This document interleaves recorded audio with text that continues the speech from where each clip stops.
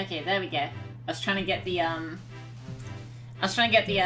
the stream up on my phone so that I could get YouTube chat. So he's not here right now. He wants to get a drink, but AJ the Funky is here as well.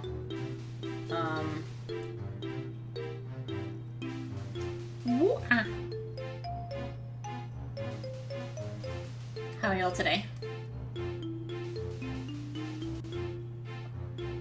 You alright, you guys?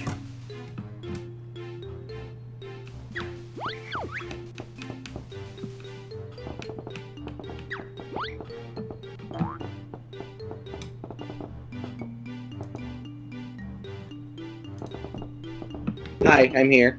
Yeah, there he is, okay.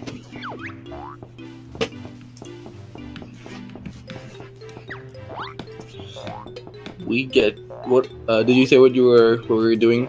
Yeah, I'm just gonna wait for a couple more people to see if we'll get a couple more people. But, I mean, like, probably not, but, so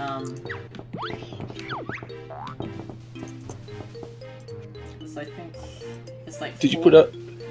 yeah, I had it and then I switched to, that, but now it's back up, yeah. Okay, let me announce it too. Yeah. I did a Discord thing as well. Oh yeah, so just so you're aware, we are live right now. Yep, I can see. Thank you. Okay, I think we got 5 viewers. I'm just gonna wait a little bit more, just so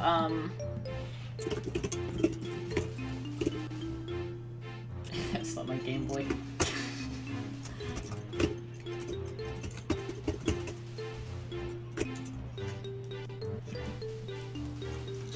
We're going to be looking over the TV Tropes pages for the Lore series and also Friendly Night Funkin.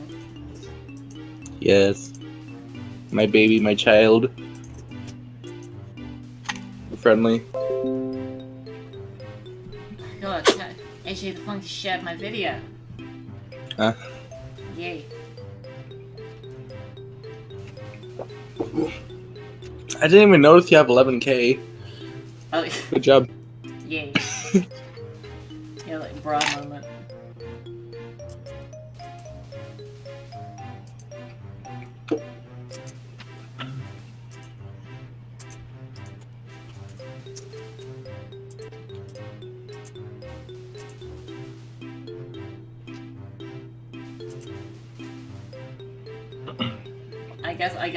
I guess we can just start. Yeah. I don't think. I'm not sure if any more people will show up. Well, like, if people do, then they'll be here. But, yeah, if you're just joining, yo. Why did I say that? We're going to be looking over the TV Tropes pages for the Lore series, for Friendly, and then we're going to be playing Banjo Tooie on top of that. So we've got like a triple threat feature there. And AJ's here too. Hi, I'm here. So I guess we can start with just web video for the Lore series. That's what I have up right now. Okay.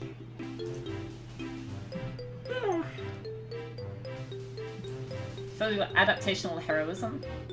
The story characters who are antagonistic in the sources gone to become close friends. Most notably Sentai Savant and Sky. I guess that's true. They were all antagonists. Though arguably you'd say that Spirit was the antagonist of week 6. So is there like a... So is Drip Spirit like separate from normal Spirit? Yes, they are not the same character. Okay. Yeah. Yeah, because there's some... I think we talked about it. There's some unfortunate implications... Oh, hello. Someone's... Gun Hates, thank you for... No. Gun P5, sorry. Thank you for the Twitch follow. Oh, we got the follow again. Nice. So... Yeah, no, there's some unfortunate, implications. Due to a doodle? Like, when a Phantom Arcade did a doodle of Spirit? Yeah. And there's some unfortunate implications about that, so, Like, he mentioned 14 years. Like, he hasn't done it in 14 years. And if he's been a spirit for that long... And girlfriend is 19. I think you can do the math. Yeah. So I just want to get clear that Drip Spirit is not regular spirit. Like, they are two very separate entities. Adapted out. See, because, like... maybe.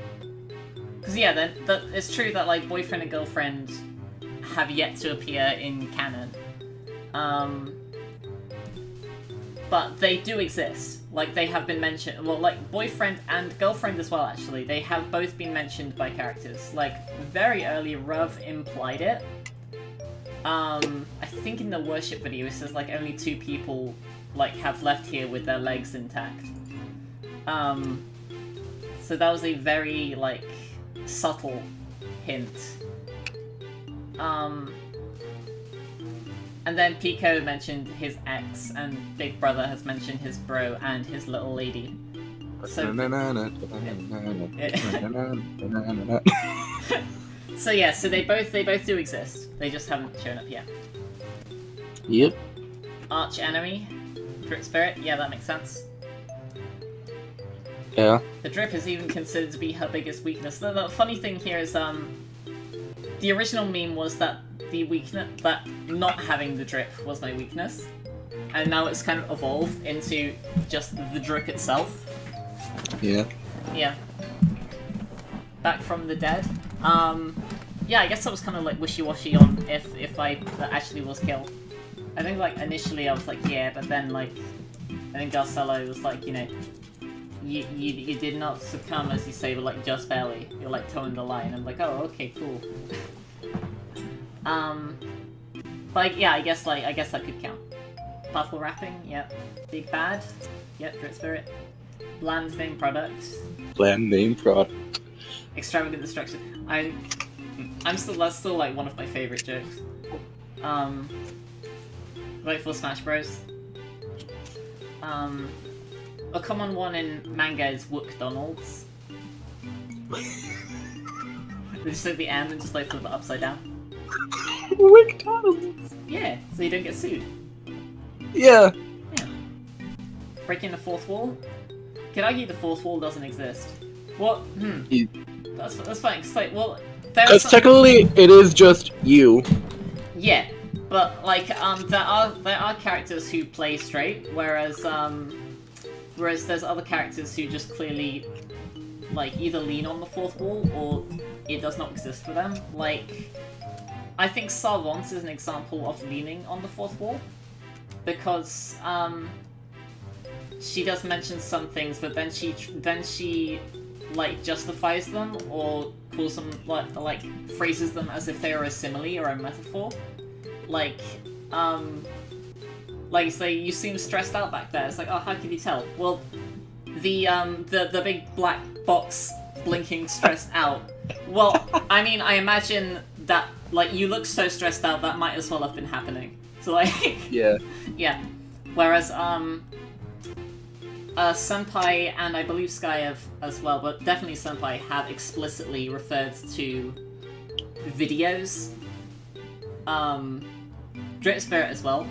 Like, intentionally I wanted Drip Spirit to be, like, breaking the fourth wall the most.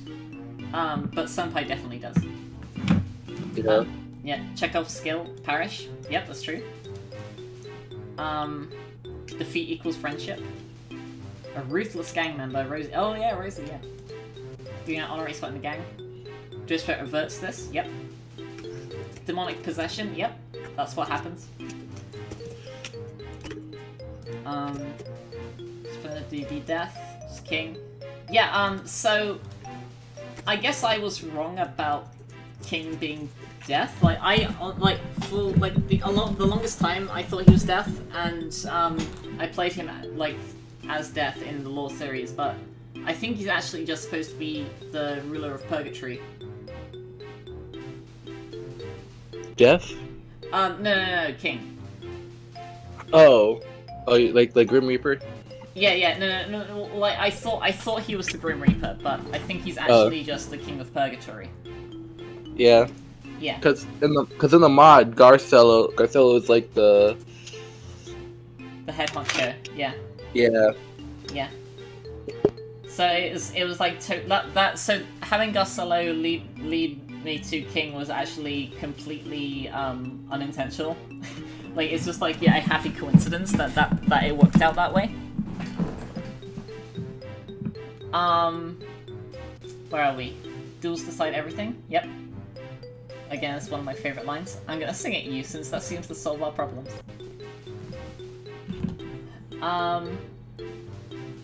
Heel face turn. Yep. So bad guys become good guys, and bad lasses become good lasses. Heroic self-deprecation. Despite her talents, TC is quick to make jokes and sarcastic comments at her own expense. Now that's very presumptuous. That's presuming that I have talents. Haha, got him. Self-demonstrating article. Killed off for real. Yep. Article's correct. Yep, article is correct. Knife nuts. Yeah, Neko Freak. That's true. Lampshade hanging. One running gag is TC talking about the plot, and the second character chiming in asking what plot she's talking about. Yeah. So there are a couple of earlier videos where I said something along the lines of the plot demands that, or like it was me or the other character. So it's like the plot demands something. Like yeah, I think the very first video that had Senpai in it. Yeah, the plot demands it. Yeah, I said like, why are you trying to court me? You know I'm gay. And he says, well, the plot requires that I do. And I responded with, oh, we got a plot this time. Yeah. Medium awareness. Yeah, that's true. Yeah, that's kind of like leaning on the fourth wall. Noodle incident. Yeah, new fairgrounds. I still really want to see a fan art of the alleged photo. In the worship video with Rev the Bruv, I reference a photograph of myself, Senpai, and Savant with, like, you know, candy floss and stuff, like, you know, arms around each other in, like, yeah, the fairground kind of thing. Yeah. Yeah, and it would be really cool to see that, like, drawn up. Oh crap! Gonna run video. Yep. Sounds like a great idea. Let's run with this one. Nice ref. Wait. Only a flesh wound in the takeover video. Oh yeah, I guess there'll be spoilers here if you guys care about spoilers for the Law series. In takeover video, Updike shoots Rub in the leg to stop him, likely justified, as Rub is stronger than a regular human. Yeah, so I guess the trope is like a character receives a grievous injury that, in like reality, would completely incapacitate them. Like, if you get a shot in the leg, there is there's a not insignificant chance of hitting a major artery, which, you know, could actually end up killing them, making them bleed out. So that's why, usually, like, I was going to think about making it the shoulder, but I went with the leg so that it would be like an excuse for him to not only stop, like, rapping, but also to stop him from running away as well. Punctuated for emphasis. Yep, by any means necessary. And that's just like the normal drip line, right? Like, yeah, on the clothing. Yeah. It's by any means necessary is the line on the hypebeast jacket. That's. I don't like the implications of that. You don't like the implications? No. What, that? Would you kill for drip? Drip Spirit would. Yeah. I mean, in like fucking when they're Drip Sky, they mention like sending their TikTok stands on me. So Drip has a significant, like, in lore, in canon, Drip has a significant social media presence. Like as an influencer. Rent-inducing slight, Senpai stands up to Drip Spirit not because it possessed Savant, or because of its plan to gain a new body, but because the implied pansies are true. Okay, so this is something that I sometimes do as well when you know, whenever someone calls someone a pansy, like to call them like weak, they pansies actually have like they're amongst the hardiest of flowers. Like they can grow in pretty much any pH level. Like they're much more like easy to grow than something like a palm tree.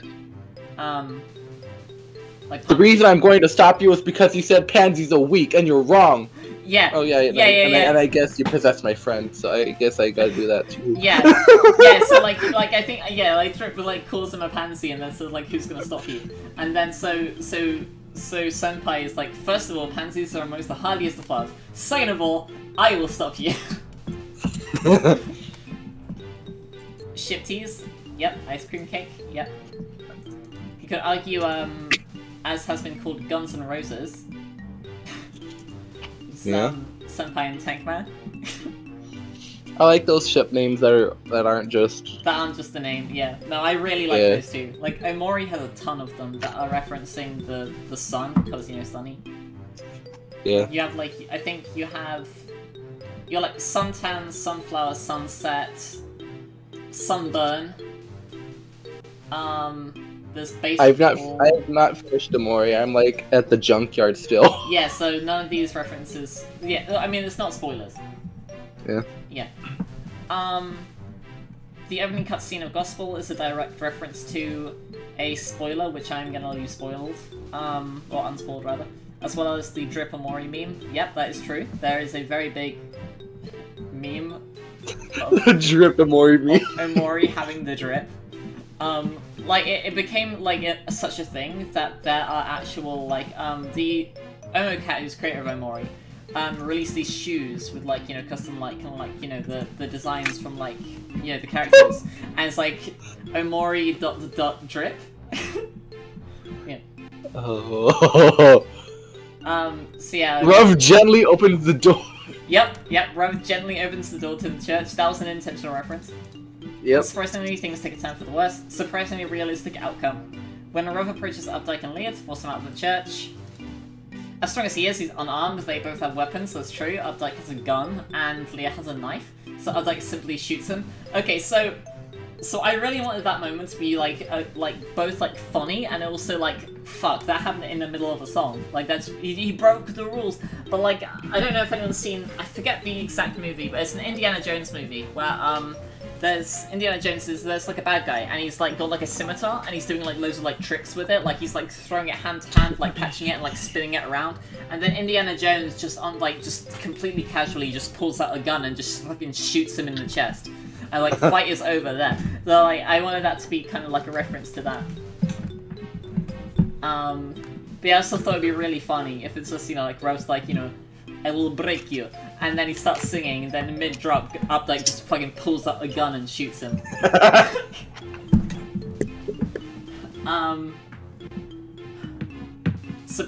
Weirdness Magnet.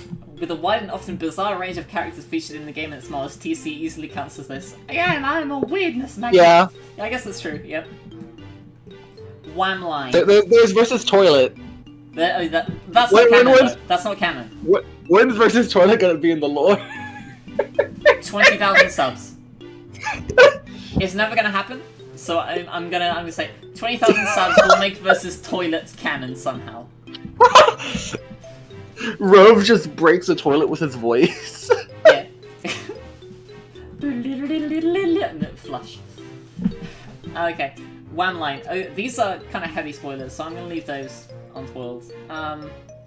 Yandere. Yep, there are a lot of examples. Sky at first, Neko Freakin' Monica. Yep. You gotta have blue hair. That is true. Sky actually has blue hair. We're not playing Friday Night Funkin' mods right now. Yeah, we're reviewing the TV Tropes pages for the Law series, and then Friendly, and then we're gonna do Banjo Tooie. That's why you hear you have your game set as Friday Night Funkin'. I do? On Twitch, yeah. I do, I think. But on YouTube, on YouTube, I do? Yeah. Oh, okay. Well, I gotta change that. So I'll do that.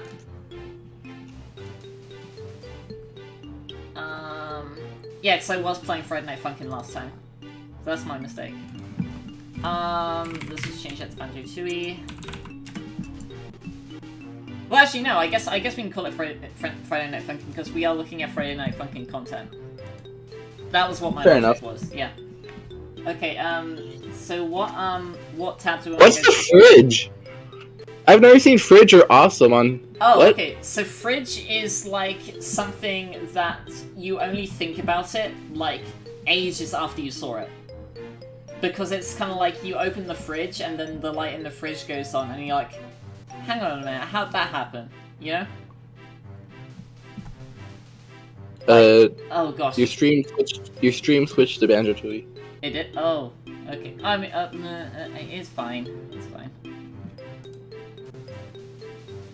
Yeah, yeah, you know what, it's fine. But yeah, so I guess we can do fridge next. Yeah, let's do fridge. We got two. We got Fridge Brilliance. In Takeover, Leah's knife swings start off in tune with the music to reference how good she is at keeping up a facade, but as the video goes on, she attacks more often and out of sync, and by down bad, she's manic and not attacking with any sort of rhythm, simply trying to get what she wants out of the situation. Yeah, I'm proud of that. I will say I'm proud of that.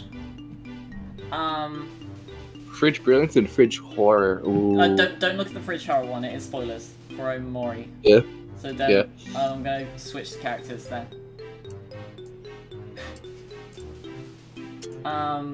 Actually, we should probably save characters for last. Let's do awesome, then your mileage may vary, and then characters. What are we doing? We are looking over the TV Tropes pages for the lore series, and then friendly. Is someone awesome right now? Many of TC's full players count, such as Tee Time. I really want a MIDI of Tee Time because I do have a voice bank for Sweetheart that I voiced.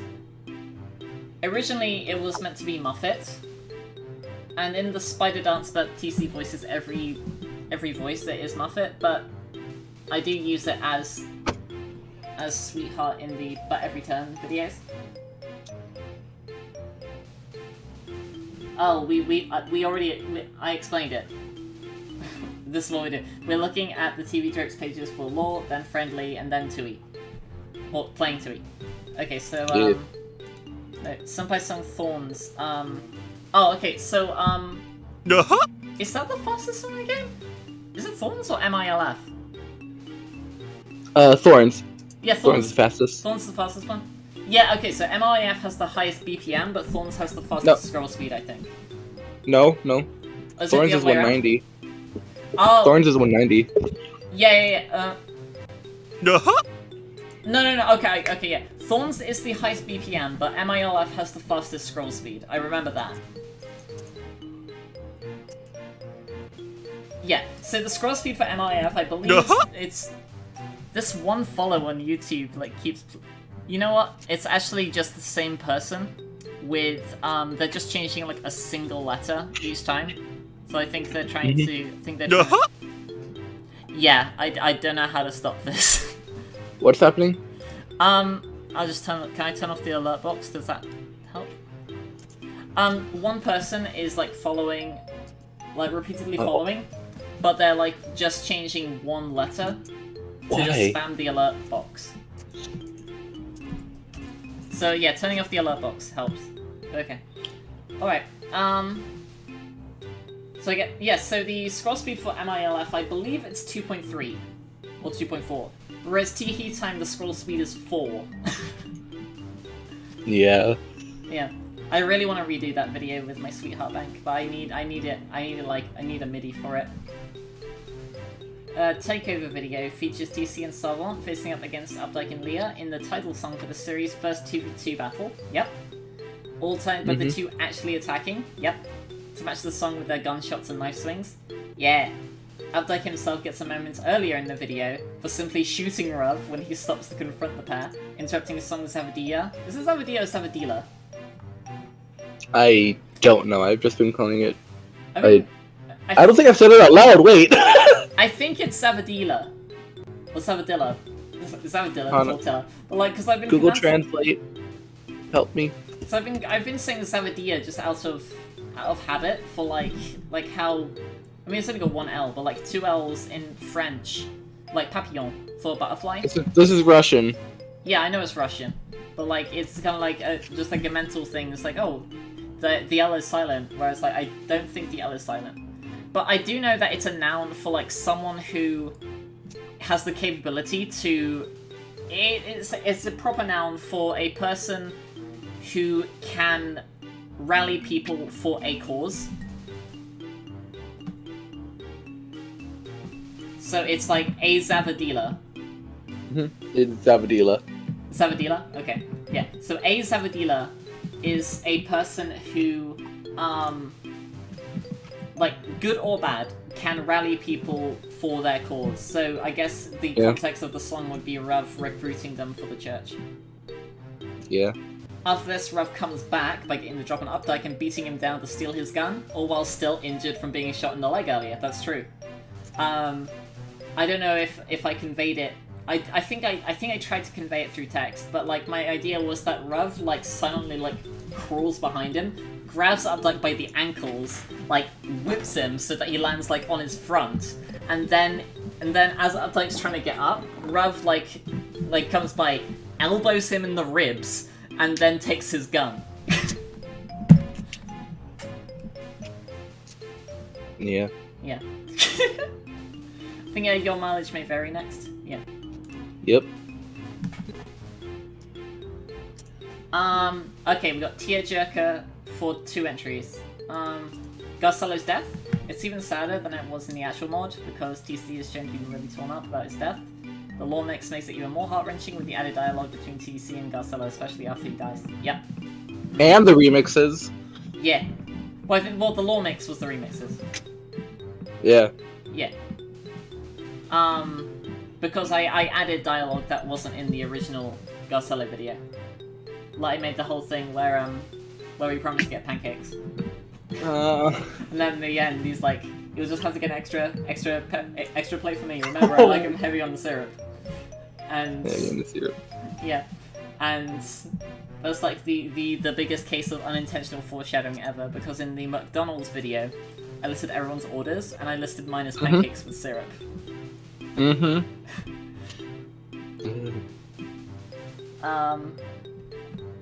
It's complicated. Just it's complicated. STC is enjoying a dream date. Ooh. With Dream Savant, courtesy of Sky. Yep, with the dream sharing thing. That was kind of like the... I want to say... Purple Sarv. Yeah, Purple Sarv. Yeah, the Sarv behind the slaughter. that was her first video. That was her debut. That was her first... Yeah, that is true. Equally goes Ori as TC's insecurities manifest, nice reference, in Dream Savant, who begins to berate and mock her for overthinking that TC had a chance. Yep. For anyone who's ever been insecure or worried about being rejected as harshly, or even have been, this gonna hit close to home. Yeah, no, I made her fucking brutal. Yeah. Yeah, like, I wanted her to, like, you know, really cut that, like, really, you know, hit deep there. Like, oh gosh, what did you say? Like, she like imitates the good. It's like, ooh, woo, TC, your sign language is so charming. Something like that. Like, yeah. Yeah, and then Dream stuff starts talking about the person she actually likes, who I tried to heavily I tried to avoid pronouns, but I tried to heavily imply that it was Rav. But there's no pronouns there. I think characters is the only page left. Who do we want to do first?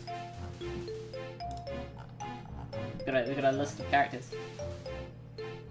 Let's just go in order. Okay. From original. So me. Main character lore videos, a young woman just trying to get by. She's selected me. Oh, yours has pictures. Yeah, mine has pictures.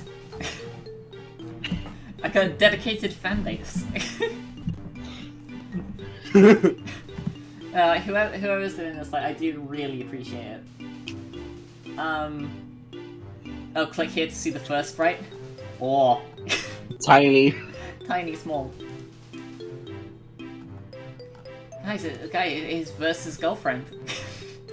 Huh? No, I was making a joke. Yeah.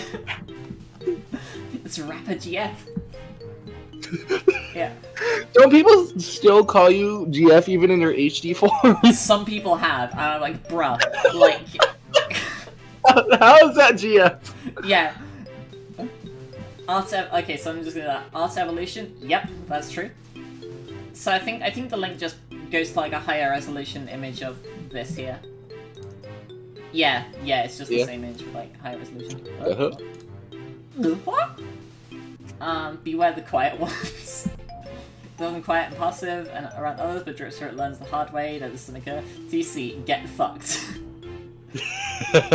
Oh, it's got like a sub-trope here. Like if you highlight them, they're like hyperlinks. So it leads to other tropes. It got two. Yeah, got Ironic Echo and Precision F Strike. Yeah, because after Run, when a Drip Sky kills me, she says get fucked, and then the video ends. So the last thing I say to Drip Spirit right before they get exercised is I put up the V as go get fucked. I think so. What was it? I believe you said something, to me a long time ago. You might not have thought I heard you, but I did. How did it go? Ah, yes. Get fucked. Cannot spit it out. Has clear feelings for Savant that even the other characters notice, which is everyone can see it, but never tries directly. Yep, that's true. In universe. Except for Sarif, apparently. No, Sav doesn't notice. Yeah. Even the other characters notice except for her. Right. So that's it's highlighted, like everyone can see it. Like that's highlighted under So that tropes for like, everyone except the two people involved can see it. Yeah. So canonically that is true. Canonically, like right now at least, it's like a one-sided thing. Yeah. Big oofers. It hit right in the heart. Cute mutes. Selectively mute, subjectively cute. Got him. Wait, yeah. Yeah, because there's a trope of cute mute. So I'm selectively mute, but subjective means it's opinion-based. And I like alliteration. Dark and Troubled Past, yep. I have a something in the Genesis video. Death is a slap on the wrist. Only can she not succumb when seriously injured. The one time she actually does die, she just beats Death in a rap battle and comes back. Yeah. Exhausted eye bags, she has them. I sure do. I do in real life as well. That's why I put them in here. I do not sleep well. That's a fun fact. We have nice imposter in the chat. Nice imposter. Green imposters. Nice? Hello, I'm nice imposter. How nice. How nice.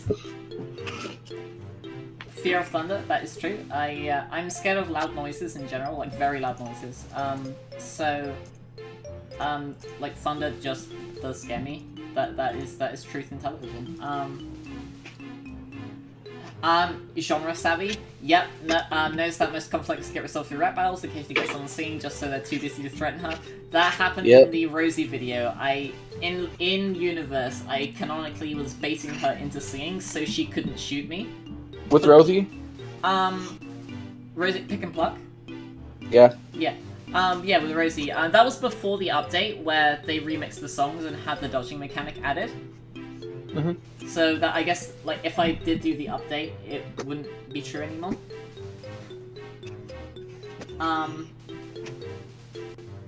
Yeah, no, but I thought, it is, it's something that I am genre savvy. So yeah, it's kind of like,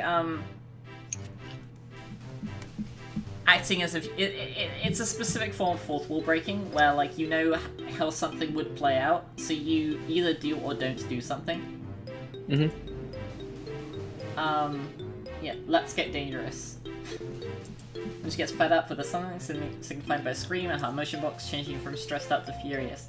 Yeah, like, not many people noticed that. If they did, they didn't mention it, because I think I saw, like, one comment that was like, did anyone else notice that, like, in the Genesis video? Like, after I scream, it goes from stressed out to furious. Yeah. Yeah. Funny scream meme. Magnetic hero. It'd probably be easier to list off the characters she doesn't end up on good terms with. Yeah, so that is something that I quite recently I've been trying to avert. So I didn't want it to be like, like a Mary Sue, like, oh, I'm friends with everyone. So I have been, like, actively trying to add more antagonists than just Drip Spirit. And like that, and that I think right now that would come in the form of like Updike and Leah. I can talk more about Leah when we get to her page, but I do have a lot to say about her. Meta Girl often comments on the video she's currently in, occasionally brings up her real life. Yep, I do that. Her grey beanie, which she also likes to wear in real life. That is true. I do have a grey beanie, exactly this shade. I genuinely like. I feel naked if I'm not wearing it. Like if I'm not wearing it, I'll like think that it's fallen off my head, and I'll like try to push it up, but then I like just touch my hair. I was like, oh no, I left it at home. Pals with Jesus. Tends to make friends even with demons, Chris and Savant. Oh yeah, Chris. I think Chris might qualify for like what happened to the mouse because he hasn't shown up since. Ghosts, which would be Garcello and the Grim Reaper King. Perpetual Frowner. Yep. I very rarely smile. Ironically, my trope page image is of me smiling. Phrase catcher. Oh yeah, nice reference and bet. I say this most often, and then yeah. So like I have said them most often, but then other characters have said them. Trauma button. Big bro. So BB is like big bro. Calling me little lassie calls a brief flashback to the Garcello. Yep, that is true. That does happen. And yeah, because he called so he called me little lassie, and then I did have it like happen. So like at least 2 times I had BB's language be like the verbatim like exact words that Garcello said. Like like so yeah, my chest is starting to feel a little funny. And also he says, stay safe, yeah? Which is like the last words that Garcello says before fading in the Lore Mix video. That's my tropes. We go senpai. Or sen... With the speakers. Or senbai. Yep, senpai photo. With the HD school. I'm sorry? The picture? The HD school? Yeah, that's the HD school, yeah. As HD PG Freaks. I drew those! Yeah. I animated those. Yeah, AJ animated them, but yeah. But they're not animated here. Hey. Okay, so ascended, so a charming but otherwise ordinary high school teacher. Yep, so something that people might not know. And it is counter to him being called senpai, but in vanilla Friday Night Funkin', he is canonically a teacher. Like, yeah, he is a teacher at the school. That's why they're called freaks. Yeah. In the background. Yeah. It is not uncommon for a teacher to be an option in a dating sim, though. Like, especially assuming that the player character would be, you know, girlfriend right now, who is 19. So assumingly the player character would be 18. But yes. Yeah, oh wait, so senpai's in regular Friday Night Fucking. So he's 18, younger than girlfriend. No. He's I'm saying the player is 18. No, I mean like, is senpai? How old is senpai? Like in vanilla? I don't think he has a confirmed age. I just know that he is a teacher. In the Lore series, he's 25. But in Friday Night Funkin', I don't know if he has an age.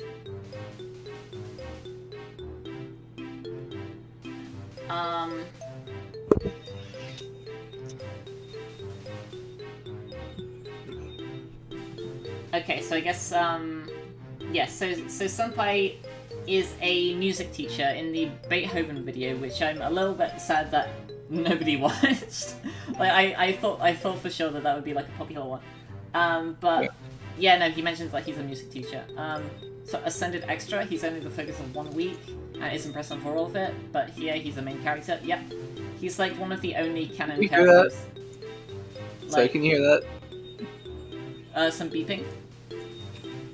No? Yeah. Yeah, here's some beeping. That's the vacuum. Cool. I can't do anything. Oh, I can't do anything about it. Sorry. Cool. Where did I come up with the name Law. So that was like a meme where and, like it's a meme that it's formatted like in all caps. Where because I wanted it to be like a joke, because like it's TC channel Law that my canonical weakness is not having the drip. Like from that one video, and then it's like bloomed into this whole like series. So it started off as like a one-off meme. So I guess we can get back to the HM. Bishy Sparkle. Yep, as part of his perfect teacher image, mostly kept with 32-bit sprites, but other characters lampshade it sometimes. With the quotes Tankman saying, "You go and distract them with your thing that you do, you know, where you go all sparkly." Yeah. So it hasn't been used yet. But Wait, so going back to the drip thing. Yeah. Like, your weakness used to be not having the drip. Yeah, it was that I didn't have enough clout to have the drip. But What if that was like But then like, it morphed into... You thought the drip, like, you thought the drip was good, but then you encountered Drip Spirit, which then you now know the truth that it's bad. Yeah. No, it was like, the joke was that not having the drip is that, like, I'm not cool enough, like, there's no way I can have enough clout to have the drip. But it just... Oh. We're catching some drag races outside. It kind of just like evolved to the drip. It inherently is a force of evil. Please no role playing in chat. Yeah, please don't roleplay in chat. So it's unused as of yet, but Senpai does have frames in the speaker's sprite for him to where he sparkles, his Chia sprite. It gets used in in the Christmas, like if you specifically do Coco, it uses the GS Chia frames. I believe that's the only song where the Chia frames are used. But yeah, I have no idea how you get it to happen in Fusion Engine. But oh, just like going after a fire. But yeah, no, he does have Do the Law series and Friendly Life Funkin coexist in the same universe? Do they share a universe?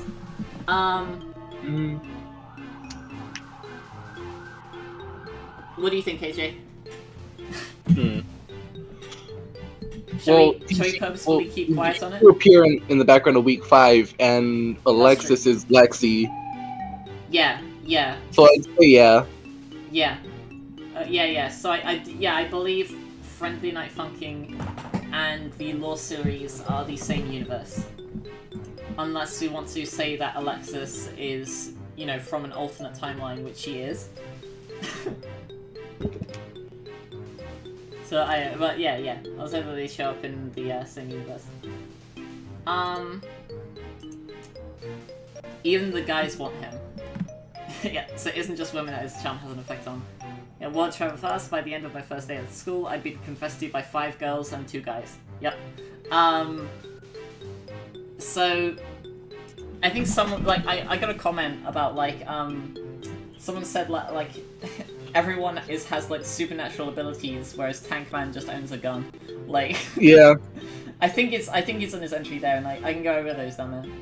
Exhausted eye bags. He has them for a brief spell. That's true.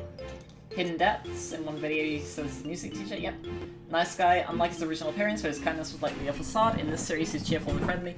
Okay, so that is technically true, but I believe, correct me if I'm wrong, I believe the character of like Senpai in the base game is a nice guy, but him being like a jerk is Spirit, like taking, like fronting. You think? I think so. I think my gamer chair making funny noises. I think so.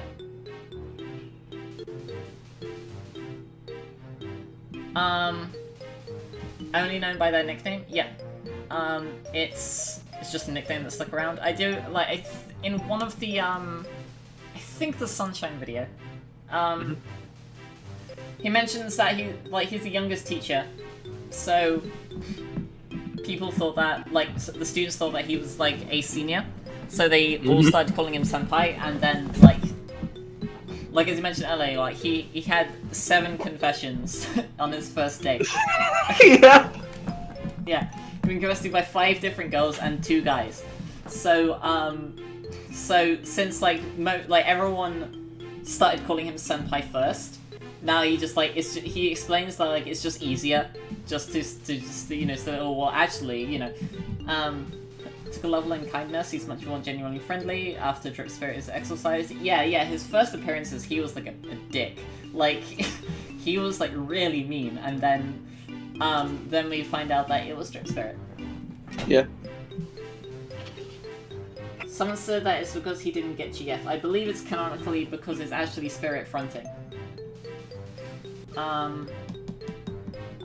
Okay, so I guess we can move on to Savant. Yeah.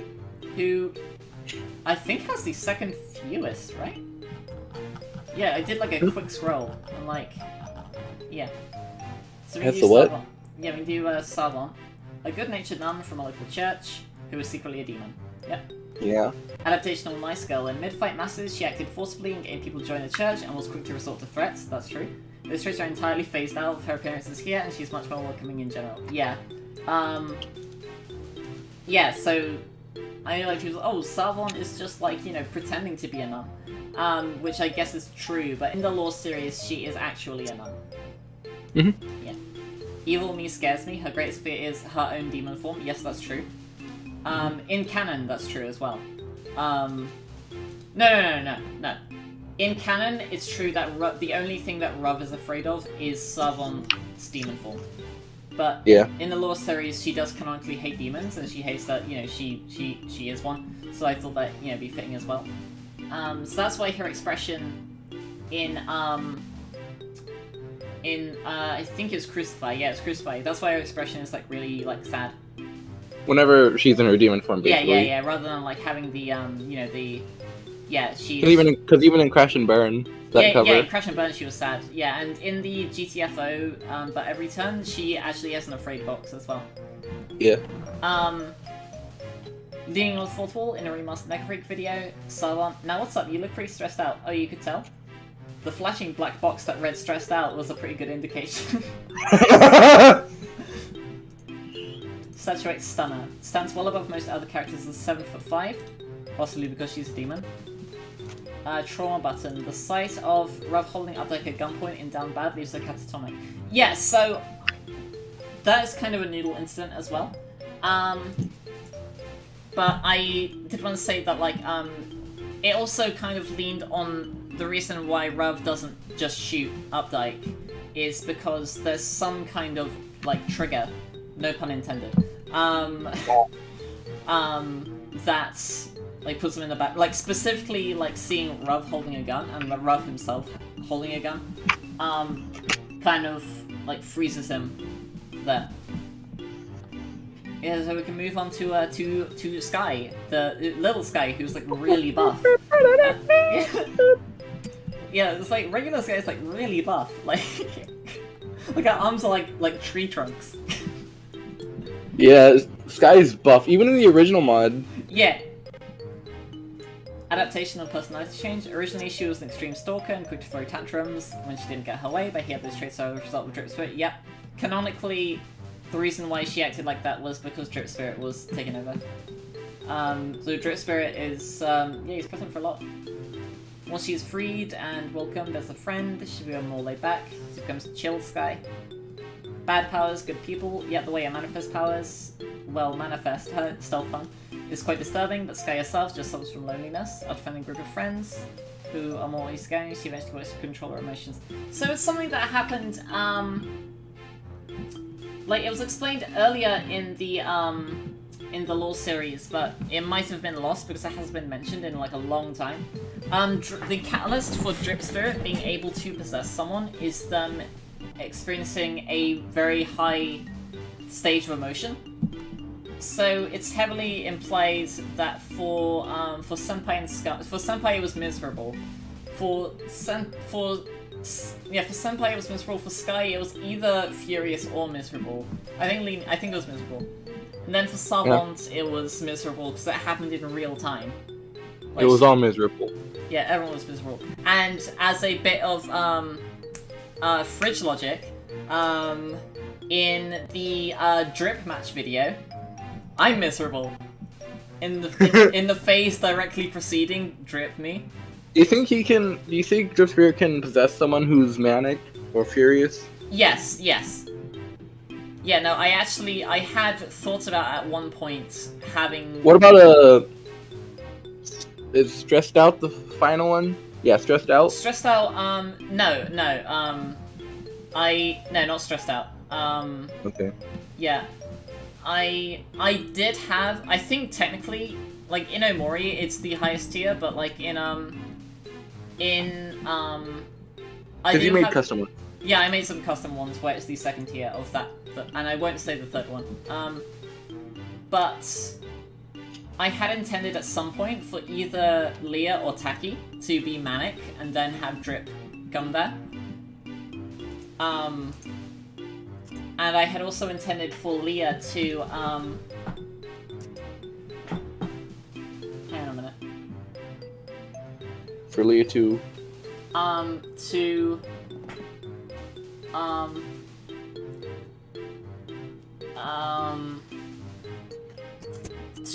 be possessed by Drip, and then halfway through, Drip Spirit, like, voluntarily just leaves, like, nah, this is, like, even for me, like, this is too much, like...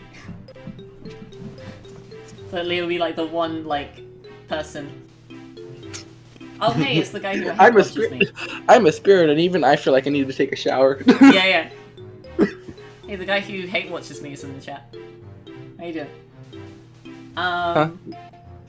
Oh, yeah, the person who hate watches. Yeah.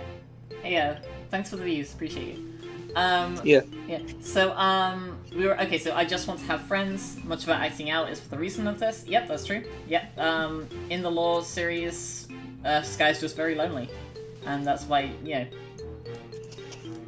Pilesta exchanges her glasses. Her glasses, her shades have one purpose, which is looking cool. Yep, she is very chill. Reality Warper. Her powers let her alter the world like the code in the video games. That's exactly what it is. There isn't much of a limit to what she could do with them. Yeah, so I guess that's why Drip, you know, canonically, Drip uses Sky to create the portal to go through, and then uses Savant to like try and siphon it to make his new body.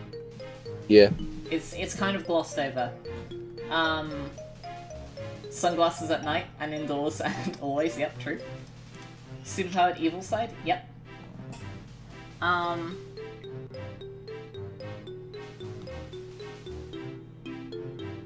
Took a level. Oh, what?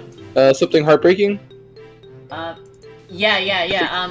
Something heartbreaking is superpowered evil side, I think that just refers to the regular manifest one. Something heartbreaking could fit here. I don't know, yeah. I'm not sure when this was last updated.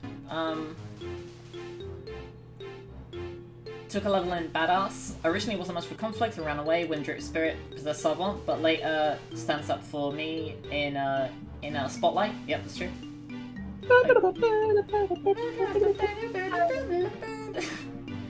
We got the Ravisvat, or Rav the Brav. Rav the Brav, who... Is it Rav or Rav? I have always said it as Rav, because then it would be Rav the Brav. Yeah. Yeah. I don't know if there's any implication that Rav, it would be pronounced Ruv. Wait, yeah, I'll say it when we get there. Wait, DM me, no, just wait for that. Okay, so we got, Ravisvat, Clutch and Savant, seems to be reserved and distrustful around anyone else. Deus Exits Machina. Usually unavailable whenever a threat like Drip Spirit appears, as he'd likely be able to stop them without much effort. Yes. I forget, has he ever even met Drip Spirit? I don't think he has. It was kind of glossed over, or like hand-waved, but I did mention that, the time where where Drip Spirit possesses, Savant, Ruv was basically knocked out because of the antidote to the liquid. As a secondary effect, like, kind of just like, it's like heavy, like, kind of like if you took like 5 sleeping pills or something. So like, so he was just like he was just completely just like out of it. So he just didn't hear any of it. He was just like asleep. Embarrassing nickname. Yeah, Ruv the Bruv. Yeah. Yeah. Yeah. I haven't called him Ruv the Bruv in a long time. Like, I haven't seen him. In lore? In lore, yeah, no, we haven't been on screen in a while. But, yeah. But, yeah, he's still Ruv the Bruv. Interrupted declaration of love. It's interrupted declaration of love. Like, it's funny, because Ruv and love rhyme. It's implied he was going to make one into Savant and Takeover before Updike and Leah arrive. Yes, that was the intention. I wanted to heavily imply that Ruv was going to confess to Savant. Then Updike shows up like, pardon the intrusion. Bam, nothing personal, kid. Introverted cat person. According to Savant, whenever he's brought to a party, he avoids all the guests and looks for the nearest pet cat. That is, yeah. So the reason he goes missing at the party is he goes to play with Sunday's pet cat. And they're trying to like drag him out. He's like, no. No, I want to be with the cat. I want to give it in the cat.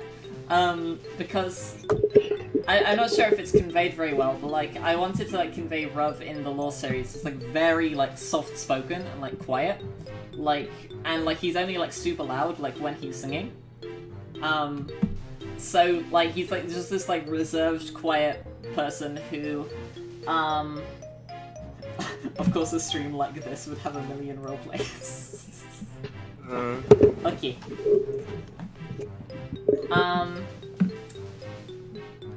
Yeah, so, except for when he sings, yeah, he gets super loud, but...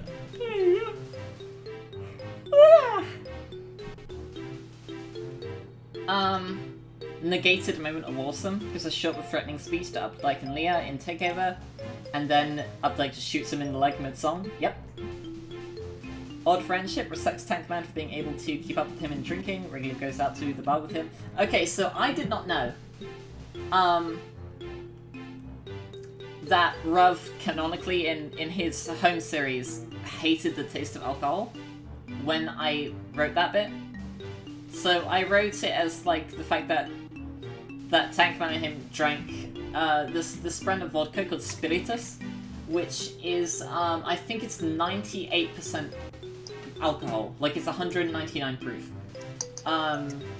So it is almost just pure alcohol at that point. Ooh. Yeah. And I hate the taste of alcohol. It tastes very bad. Like, I mean, like, I'm a super taster as well. Is that a wiki page? It's the TV Tropes page. We still have like 7 characters to go after Ruv. Oh, geez, we do. And then we have friendlies. Yeah. Yeah. Yeah. And I've got like 2 hours. Oh. My Streamlabs says like the 1 hour mark. Yeah. Odd friend, yeah, okay, so Spock speak, yeah. So English is the second language, you can speak formally. Yeah, so it's a intentional formatting choice that Ruv both never uses contractions, like don't, won't, wasn't, and he uses as many words as possible. And that's just that's an intentional stylistic thing. Where Ruv, he speaks very quietly, but he speaks, like, he's very verbose, like, kind of like how, you know, if you talk to someone who speaks a language as their second language, they'll often be told that they're speaking, like, very formally. I wanted to try and convey that here. Because, like, canonically, Ruv is originally Russian, so it makes sense for English to be his second language. Comically serious? Yep. Would say he's the most absurd situation, such as Drip Spirit. Wait, I don't know if he's met Drip Spirit. But I guess it would be an absurd situation. Oh yeah, no, I guess it would make sense that he heard about it, because afterwards, yeah, we did tell him what happened. Yeah. Yeah. the same lack of humor. Should we link the page in the chat? Yeah, link the page in the chat. Are you gonna put it or should I put it? Could you do it, please? Okay, done. Thank you, please. Oh my God, Bob versus Bob and Boship is here. Hello, Bob. Whoa. Bob vs. Bombosip. Yeah. At one point he calls me Cupcake that is tactical with a completely straight face. I think it's canon to his series that it's physically painful for him to smile as well. Mm-hmm. Yep. The Stoic. Yep, that makes sense. Trunkle Fury. Never changes his tone, even when delivering implied death threats. Yep, very true as well. Okay, so we got Gorello. Godzilla, where you slash serious slash J. And then there's the Ghosty Goo. A laid-back man with a smoking habit, despite his shady appearance, secretly forms friendship before the cigarette smoking kills him. Affectionate nickname Little Lassie, yep. Create a cameo.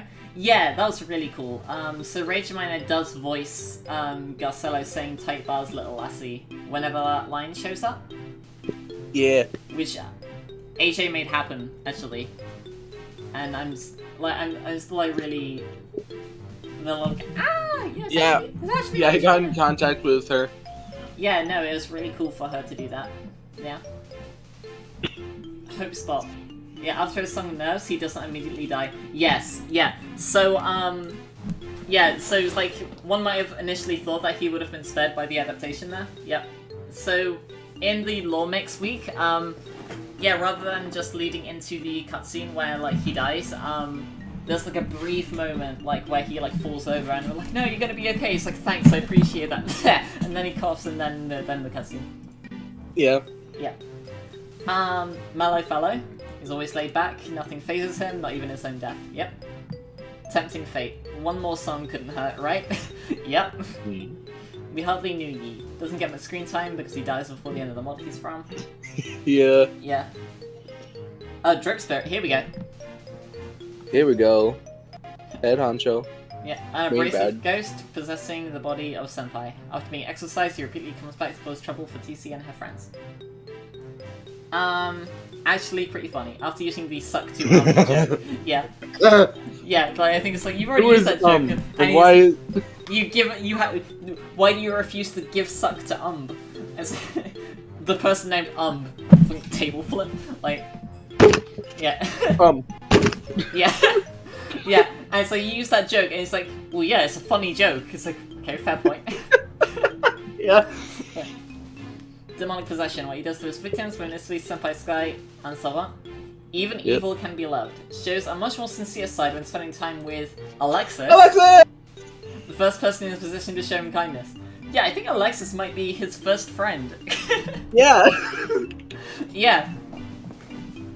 Sir swears when are we gonna get their own? When are we gonna get their point of view again? Drip Spirit. Yeah. I'm not gonna spoil that. Yeah, me. Sooner than you might think. Sir swears a lot. Yeah, so I think Tankman swears the second most, but on purpose, Drip Spirit does say, like, fuck as, like, almost every other sentence. Yep. Yeah. Sunglasses at night? Yep. Yeah. Yep. Yeah, he definitely. always wears sunglasses. The bus came back. Yes, He's like, gotta stay cool. Yeah. So yeah, there was a hot minute where, like, he just was not present, and then he showed up again as... There goes my pop filter. Where he shows up as Drip Solver. Drip Spirit is angry. He took away your pop filter. He's away my pop filter. I don't have enough clout for it. Okay. Here we go, Leah. Oh boy. An ordinary and caring girl who is happy to meet new friends. Actually, an obsessive stalker who assaults and kidnaps TC. Yeah.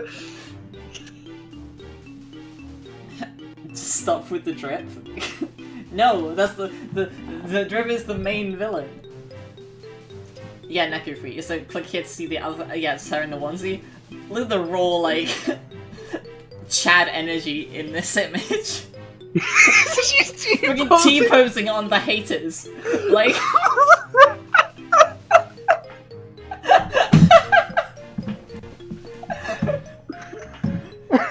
She doesn't even need the knife. She's just like, it's like that one meme of like, you know, where someone's like T-posing, like floating in the hallway. Like... Yeah. Yeah. Oh my god. Someone Oh no, I'm gonna make that edit. Someone who's an artist, please do that with me and Drip Spirit. Where like Drip Spirit is like T-posing and like floating behind me. Okay, so I can talk about, like, after we go through these tropes, I can talk a bit more about my opinion on Leah's like position in the lore. Bitch in sheep's clothing. Yeah. When in public, she gives appearances well enough to fit in a party, but alone with her victims, she's much more maniacal and dangerous. Yep, and that kind of ties in with consummate liar. As part of her ability to manipulate others, she lies so naturally that nobody has a reason to doubt her. She uses this to get Updike on her side by claiming that TC is her kidnapped neighbor. That I guess technically true. I think I said that. I think she tells Updike that I'm her roommate, right? Mm-hmm. Yeah. Oh my god, they were roommates. Yeah, and they were roommates. Yeah. They were roommates. Yeah. But yeah, no. So my intention with writing Leah's character is like that. She is this like huge kind of like, you know, she's like so good at like fronting this like, you know, totally normal like, you know, facade that nobody like, you know, nobody like, if they hear about the like the yandere stuff, it's kind of like too outlandish to believe, you know? Yeah. Yeah, so she's like, you know. Do you think you wrote her more dangerous than her mod? In Neko Freak? Yeah. I think honestly just because she's had more screen time, it might come that way. Like, I do think she is one of... Like, I don't know if I'd say she's more dangerous than Drip Spirit. No, like, no, like, more dangerous than her source mod. No, I know what you're saying. I'm just saying, relatively speaking. She's not more dangerous than Drip Spirit, because, like, Drip can, like, possess people. Yeah, but I think she's so evil that Drip doesn't even want to deal with any of that. Yeah, I think she's more dangerous here than in the Neko Freak mod, because in Neko Freak you get away and she doesn't come back. You get away and that's it. Whereas in here, Leah's dead set on. Yeah, like in here, she meant it when she said it was a head start. Like at the party, she mentions that she sewed a tracker into my hat as well. Yep. Yeah, and she keeps like she just keeps going back. And I also think something that, like, it's briefly touched upon in Neko Freak, like, with the first song, with the date, like, where her, like, you know, regular appearance comes from. But, she is, like, not shown, like, much in Neko Freak, but in here, like, it's shown, like, how good she is at convincing people she has the right side of the story. Yep. Like, that's most chiefly seen with Updike, but it's also seen at the party where she's just there. Like, you know, as a party guest. So presumably she was somebody's friend who was invited there, right? So, yeah. So that's another, like, angle to look at. Is like, yeah, like, she was just able to just be in... She's able to... What? I made the photo. I made the photo.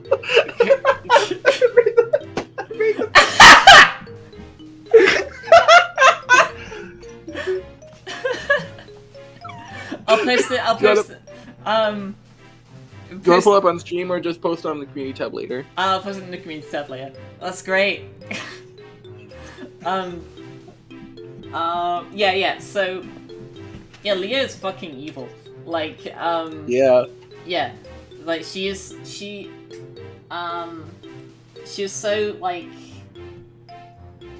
dead set on her goal, and I guess we can just move on to the next one, because that kind of ties in what I was saying. Enemy mine. So works with Updike to get Rav out of the way, despite being dangerous enough to be one of the targets if you knew about her. Yes, yeah, so I definitely think that Leah would be on Updike's hit list. because she's a danger to society. So the reason that Ruv is an enemy mine, so enemy mine is just short for the enemy of my enemy is my friend. So it's like they both, so Updike wants to apprehend Ruv. Leah has a personal grudge against Ruv because he was the one who, like, you know, tackled her down at the party. So she has a personal reason to go after him. So since they, you know, they both want it, and then Leah knows where the church is because she was there when she kidnapped, like, my character. She knows that she can use Updike. Yeah. So like, he Ruv, oh yeah, he was at a party and he kidnapped my roommate. Yeah. Yeah. Yeah. As you do. Knife nut. Yep. Stalker with a crush. That's putting it lightly. Yeah. The social expert. Yeah, so that's kind of what I was going for. Yeah. Despite her real nature as a psychotic stalker, she's able to fit in a group just fine without them noticing it. Could you check someone in the chat, AJ? You just give them a time out, please. Thank you. And easily plays to others to get what she wants. Walking spoiler. Yeah, I guess that's true because once you know all of this about her, like you really can't talk about her character without talking about all of this. Like the only thing you probably say is like, oh, like she has glasses and black hair. She's glasses, yeah. She's got a beanie. She's matching with you. Yeah. Weapon of choice. Yeah, she just has a knife hidden on her. Oh, I really like how this was worded. Keeps a knife hidden on her person and keeps her insanity buried under a normal appearance. Yeah. I love the wording there. Yeah, like that. Yeah, her insanity is a weapon. Yeah. Besides her big bug eyes. Yeah. Do you think that like her eye is like a black hole? So like if someone like stands too close to her, they just get like sucked into it.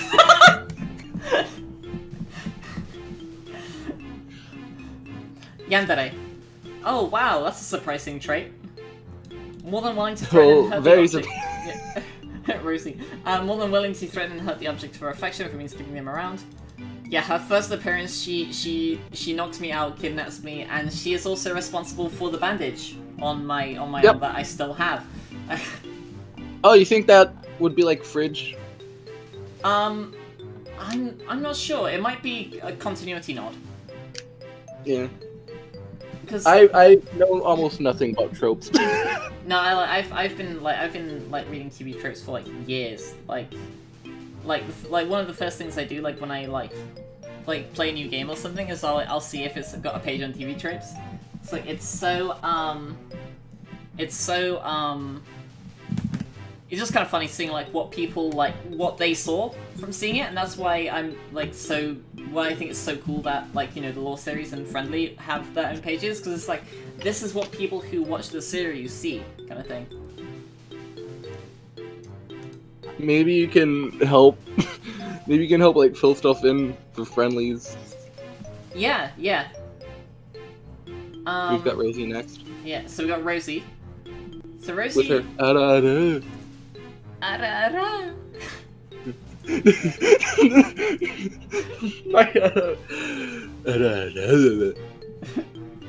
20,000 times. Oh my god! Imagine Leah ara. Imagine the ara. Leah. Oh my god, Leah ara. That sounds fucking cursed. Like she'd try it, but then like she'd get turned down and then she'd just kill. No, she like coughs halfway through. She what? She's in the middle of saying it and then like starts coughing. Yeah. 20,000 subs, I'll say ara. Like for real. Yeah. Bare your midriff. Yeah, you can't really see it in this image, but yeah, she has a crop top on. Yeah. Big damn heroes. Yeah, yeah, when I think, yeah, like, it's very heavily implied that Updike is ready to kill me, like, after, after Improbable Outset. And she fucking she snipes the gun out of his hand. Yeah. Yeah.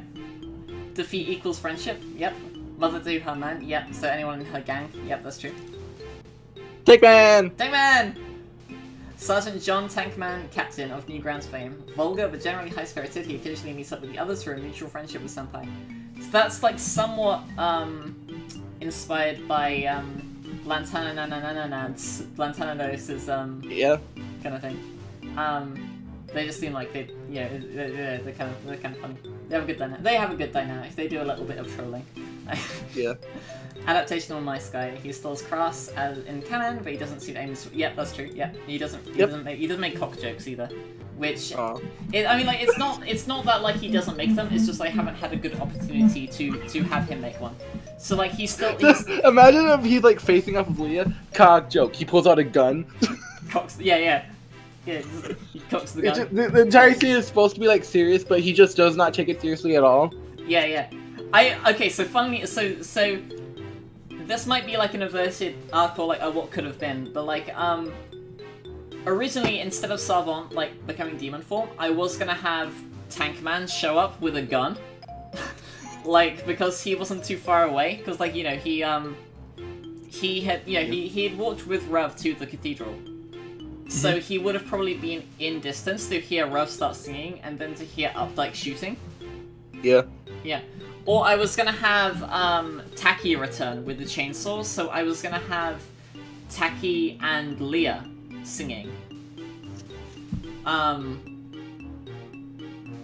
But yeah, obviously that didn't happen. The nickname of Pretty Boy for Senpai, Mr. Cookies and Cream for Rev. Yep. Yeah, he pretty much always calls Senpai Pretty Boy instead of Senpai. Yeah. Odd friendship. He's on pretty good terms with Senpai and Rev, and often goes out drinking with them. Yeah, so I don't know if I made that clear enough. But yeah, I did want to imply that the three of them do go to the bar together, and so Tankman just like has like like your stereotypical like pint. Rev, we mentioned he like on the surface he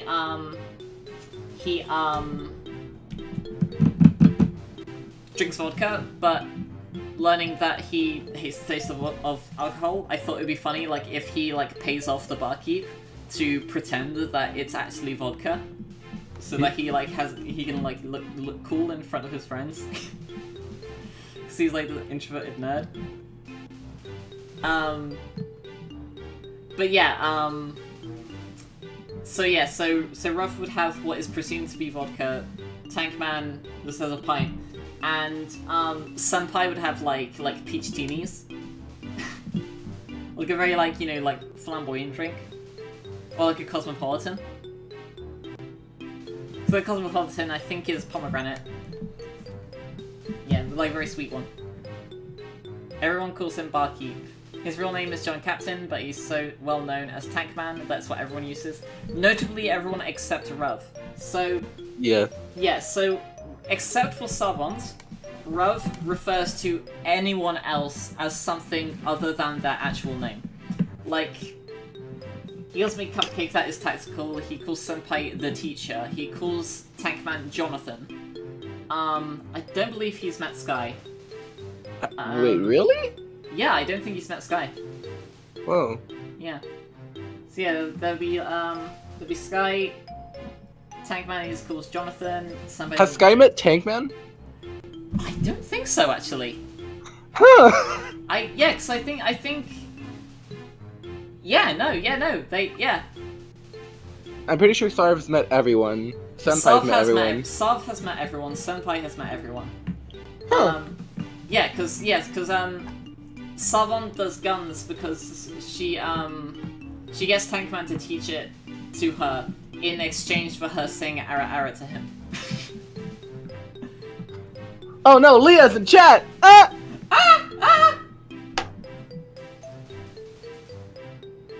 Leah's in chat! Were we we on Swears a Lot or the team normal? We're on, everyone calls him Barkeep, because we were talking about how Rav calls no one by their actual name. Yeah. People might have missed it, but he refers to Sunday as the weekend person. Yeah. Yeah. Because, like, he was still there, like, 2 days later.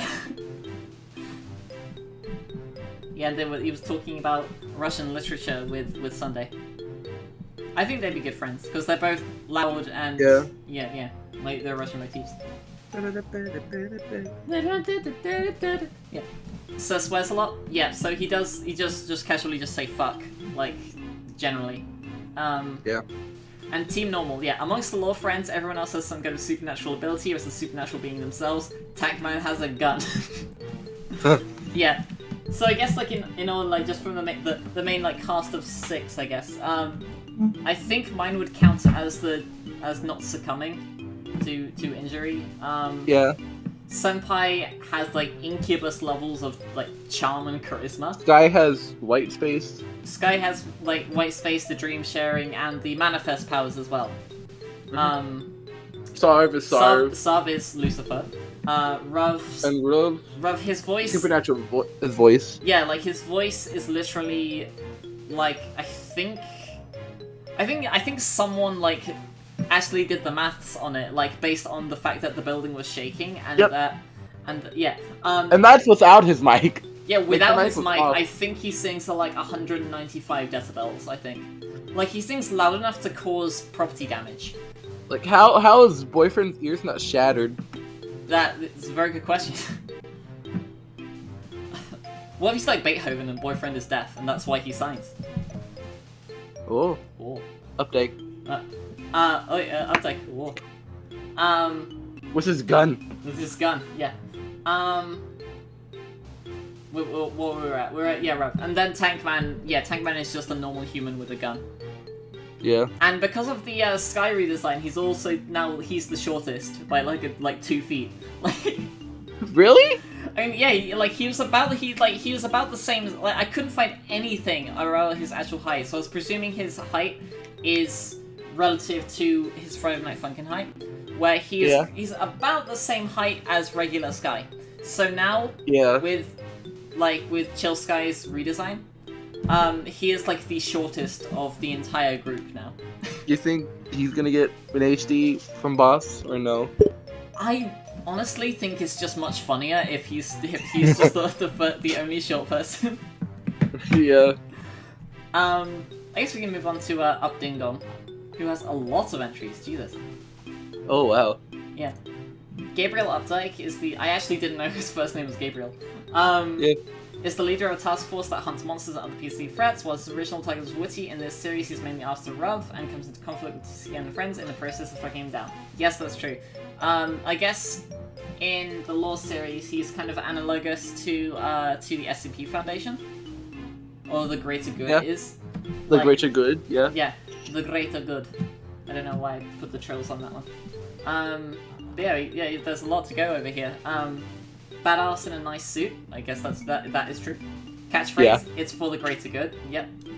Crazy prepared. Yeah. So Yeah. So like when I thought that I could like get him to like think that I couldn't understand him. Like if I just started signing, because like it's not often that I run into people who understand sign language, so like I kind of like instinctively I do like start signing, and then some people do actually, which is kind of cool. But like so a lot of time I'll just have like pull out my phone and say like, hey, sorry, I'm mute, I can't hear you, kind of thing right out. But so it's like oh, if I sign, then he'll think like, oh, she can't tell me anything, and he'll just leave. But he just like without like a beat, he just starts signing back. I was like, oh fuck. Have you ever told a story about like the store? Like the cashier? Oh, yeah. No, so someone asked me... So this happened the other day. Like, it's like a very quick thing. So somebody asked me, like, hi, how are you, kind of thing. And like, a verbal question. And I signed back a response. And then they started pointing to things and not speaking, like, assuming that I was deaf. I was like, I heard your question. Like... yeah. Because, I mean, like, it's like, most people do think you can't be, like, mute and also can hear. Like, most people assume that if you're mute, you are also deaf. But, yeah, no, and, like, before anyone was just like, oh, you're talking right now. Like, it's Selective Mutism is the actual name for it. Where, there's, like, specific conditions. And for me, it's usually just, like, when I'm not home. Because, like, right now I'm just by myself in my apartment. Yeah, Enemy Mine, yeah, we covered that with Leah. Hidden Depths. Yeah, so canonically, which is amazing, he is good at ballet. Which I think is amazing. Knights of Cerberus. Yes, so, like, whenever he shows up, all the meme stuff just kind of, like, shuts off immediately. Yeah, like, everyone else kind of has, like, something exaggerated. The closest thing to a meme is just, like him pulling out the gun and shooting him mid-song. Oh, no, wait. the ballet. Oh, the ballet, like yeah, the ballet thing. Not very serious. Yeah. But yeah, no, yeah, he's deadly serious, and like, yeah, most notably during the confrontation where he just breaks the rules and just shoots Rub, and also notably where he keeps trying to shoot me and Savant during the song as well. Know when to fold him. Yep, when Savant turns into a demon to defend the church, he decides to run away while everyone's distracted, knowing he's outmatched. Yes, so he is a smart man. Like, he's not. Leah is Leah. Leah is too focused on, like, she's too manic at that point. It's like, yeah. But Updike, yeah, he's like, fuck this, I'm out of here. Like, I cannot handle this right now. No nonsense nemesis. Yep, exemplify him, like, pulling out a gun in the middle of improbable outset. So yeah, in the first one, yeah, like, when... I'm still so proud of that, like, how smooth that transition is. Like, in the first video where he sings improbable outset, like, after the first little bit where he just pulls out the gun. I gave him the gun. Yeah. It's my fault that he's able to shoot now. Yeah. In the takeover video, he actually shoots. Yeah. Screw this, I'm out of here. Yeah. Other Salves transforms into a demon, he decides to run away. Shame if something happened. Yep. Updike to you seem like a pleasant enough young one. Many years ahead of you. I wouldn't want you to come across any misfortune. Mob boss Updike. Well-intentioned extremist. I guess that's true. Yeah.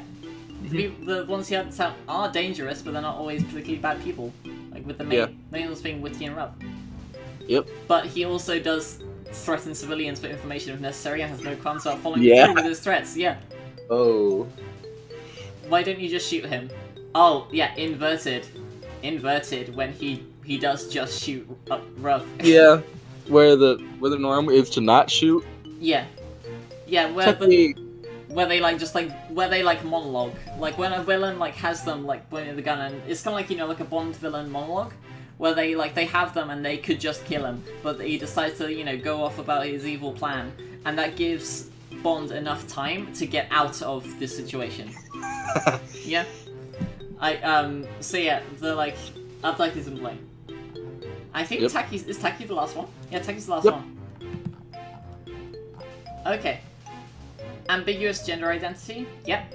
So Taki is canonically bigender and does use both sets of binary pronouns.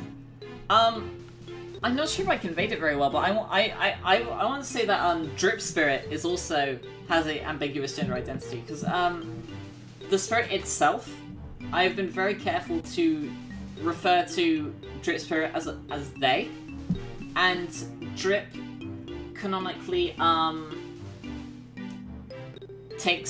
assumes the he uses the pronouns of his host. You know? And since it's Silver, it'd be he right now, yeah. But with Savant and Sky, Drip would go by she. Berserk button, yep. Anything evil or unholy, yep.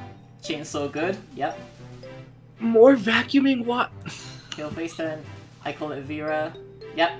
Yeah, she named the chainsaw Hector. Red herring by having him say by any means necessary. Yeah, that was intentional. I wanted to be like, oh no, it's Drip, But 'cause originally the plan was for the person that she worships to be Drip Spirit. But then Nah. yeah, but then someone commented that like I'd made Taki like really wholesome, and I was like, oh man, like, and I was like, because if I give the series like another nun to watch over the church, then Sav gets to go on more dumb adventures with the Lawful. Yeah. Yeah. We have no choice. You have the chainsaw and one attention extremist. Yeah. Okay. Yeah, that's the whole page. So I guess we can do friendly now. Yay. Let me. Friendly. Night Funkin.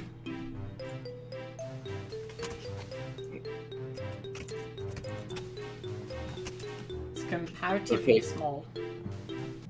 Yeah, it is much smaller. Sad. Let's go to video game. Video game. Video game. Your mileage may vary. Trivia, then characters. Okay. Friendly Night Funkin'. Friendly Night Funkin' is a Friday Night Funkin' game mod created by AJ the Funky with help from Geno X, Cyrillian, and Suki Sue. It overhauls the entire game up to week 6 with a brand new story, characters, and songs. The mod centers around 8-year-old Lexi Robin, whose family are on vacation, and 16-year-old Aoki Azumi, Lexi's babysitter. Over the course of a few weeks, the two get into a wide variety of antics. On August 29th, 2021, the small update before the big update released, which includes a new menu background, new character sprites, new voice for Aoki and Veronica, altered songs and charts, and more. This work contains examples of the cameo. The characters from the base game all appear in the background of week 5. Yeah, it's like instead of the alphabet. Yeah. Yeah. Where's TC in here? I'm not popular enough yet. I wasn't in the update, was I? You are. Oh, you are. Oh, okay. Yeah. Well, I'm just not popular enough then. Composite character in week 6. It was Rapid GF. Yeah. Monica fills the role of both Senpai and Spirit. Oh. Demonic Possession. Moving on. Guest Fighter. We'll do it. We'll do it. Lexi gets possessed by question mark during the song Possession. Yep. Hold on.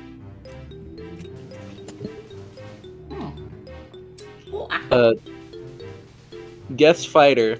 Monica originates from Doki Doki Literature Club. Along with her first song, Your Reality, she even references the game's disturbing nature by trying to warn Lexi that she's too young for the game before agreeing to sing, thinking it won't do any harm. What? Lighter and softer. All the mature themes present in the base game are nowhere to be seen in favor of a more cheerful and friendly mood, hence the name. The worst thing that happens in this mod is Lexi getting possessed. Well, yeah. In addition, all of Lexi's opponents, with the exception of question mark, are relatively nice people who befriend her and just sing with her for fun. This is in stark contrast to the base game, where with the exception of Skid and Pump, Boyfriend's opponents were jerk-asses at best and plain sadistic at worst. My name is question mark. That will change. Yep. The monster stand-in is only referred to as question mark. Promoted to playable. Aoki becomes playable during possession due to question mark control of Lexi. Shout out. Lexi's possessed form during possession is a homage to the corruption mod. Is it? That will also change. Okay. So your mileage may vary? Yep. Author's saving throw. Week 3 was often regarded as the worst week of the bunch due to Veronica's unfitting voice and the vocals themselves being off-key compared to the instrumental. This was fixed in an update, which gave Veronica a higher-pitched voice and fixed the vocals. Yes. I hope people... Well, hang on, someone's live editing this. Wait, what? Fan and Welding. AJ the Funky Cook is confirmed in a stream that Friendly Like Funky and the Law series are in a shared universe. Where? On your Mileage May Vary page. Fan Weld. Yeah! It's happening in real time. It's crazy. Mimetic Psychopath. Thanks to various videos surrounding Lexi posted by AJ the Funky himself, Lexi has become a figure of immense power in the fans' eyes who could break the timeline if she wanted to. However, she's suitably pacified with juice boxes. Honestly, the juice box thing came from like That was from me, a what I think. if. No, it came from like concept Sprite that like Oh. like a beach outfit for Lexi, and she's sipping a juice box. So okay, so that was entirely. I did not know about that. I just thought it'd be funny. Like there's nowhere else she's shown drinking a juice box, and yet it's just. I have She loves mentioned juice in comments like that like she's angry that she doesn't have her juice box. Yeah. I think gummy bears would be more accurate. Yeah, Right? gummy bears are more accurate because she loves the red ones the most. Yeah. Okay. However, she suitably pacified with juice boxes. AJ the Funky posts videos and even made a website. They even posted a website here. Yep. Which is cool. Surrounding an alternate universe where Lexi is portrayed as a corruptor with the face of an angel, mind of a demon, who acts innocent but will infect anyone she gets near, turning them into clones of herself. Likes infection. There's only one trivia. Schedule slip. AJ the Funky mentioned in this video that I don't have a trivia. that he plans to make a week 7. I'm making more weeks than a week 7, but not until the base game's week 7 came out. This was back in March, and he did not anticipate it to be a Time Newgrounds exclusive, meaning he can't implement what he wants due to not having week 7 source code. He later decided to dispute a wait, making his own version of week 7 and beyond. This is going quick. Let's go to characters. Yeah. Lexi, no picture. The baby of the bunch. She's the youngest character in the mod, being only 8. Most of the other characters are in their teen years. Hunter is the only character to appear younger, being 6 physically, but he's likely been dead for a long time, possibly before Lexi was born. Yes. So, Hunter died at 6, Aiden died at 18. So it's been, in the mod, they said it's been 10 years since they've died, so Hunter's technically 16, and Aiden is technically 28. But, mentally, they're not 16 and 28. Like, it's much slower.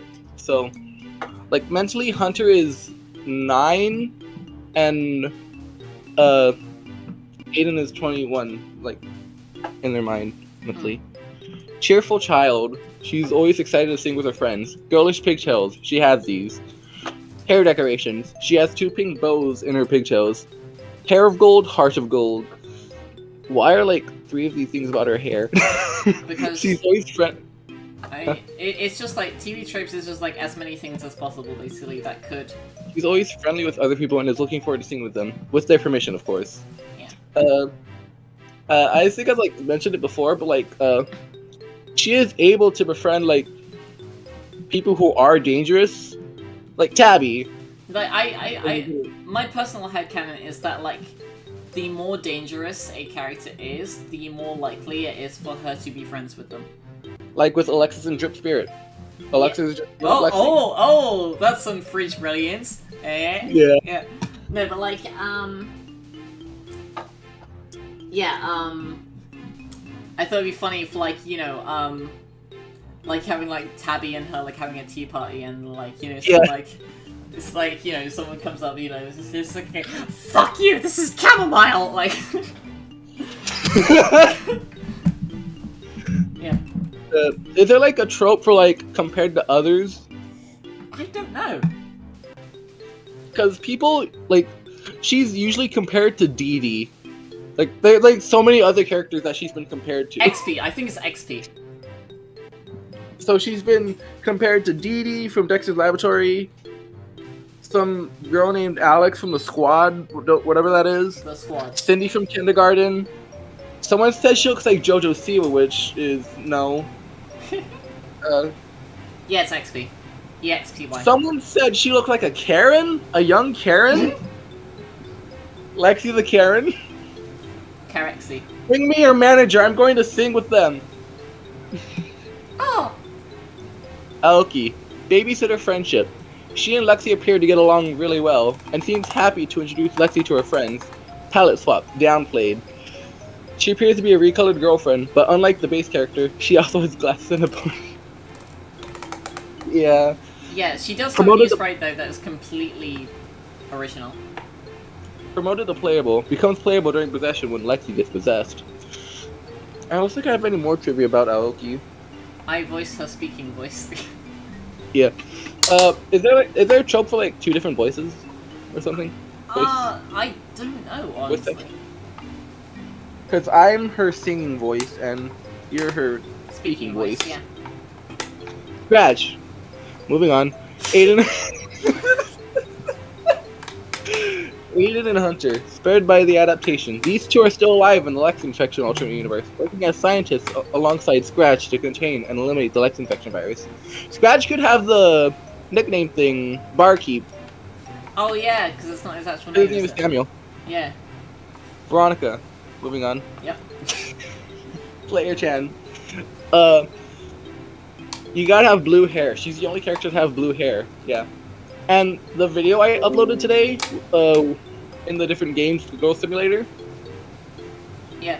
She can, in that game, like you can do so much stuff. She canonically knows how to shoot a gun, and like she knows, like she's not, like in Friendly Universe, she's not killed people, but like she knows how to. Yeah. She can drive a motorcycle. She cannot fly. She can hotwire a car. Yes. She Break through glass windows and like make a burger. Yeah. Yeah. And she cannot eat Trey's whole. Oh. Sorry to disappoint. She cannot eat Trey's whole. Unfortunately. The voice in here is not her canon voice. It's just the voice that I wanted to give her ever since I've had the idea to make this video. Since I wanted to make this video for 3 years, ever since I made her. Yeah. And is there a demoted to side character? Cause I think there's demoted to extra. yeah, because while she like in the episode she is like the main character. She even has a little ahoge thing. Yeah. But like she's just a side character in Friendly. Yeah.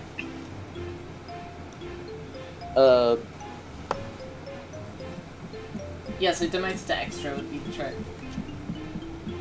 And I don't think I've built off of this, but she does know about the fourth wall. Yeah, I think her name is kind of a reference to that.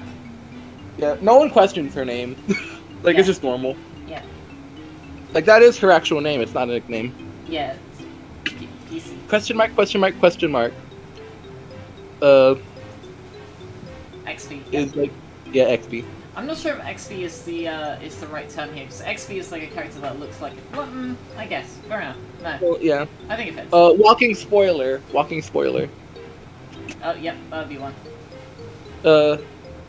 He's this mod's stand-in for Monster.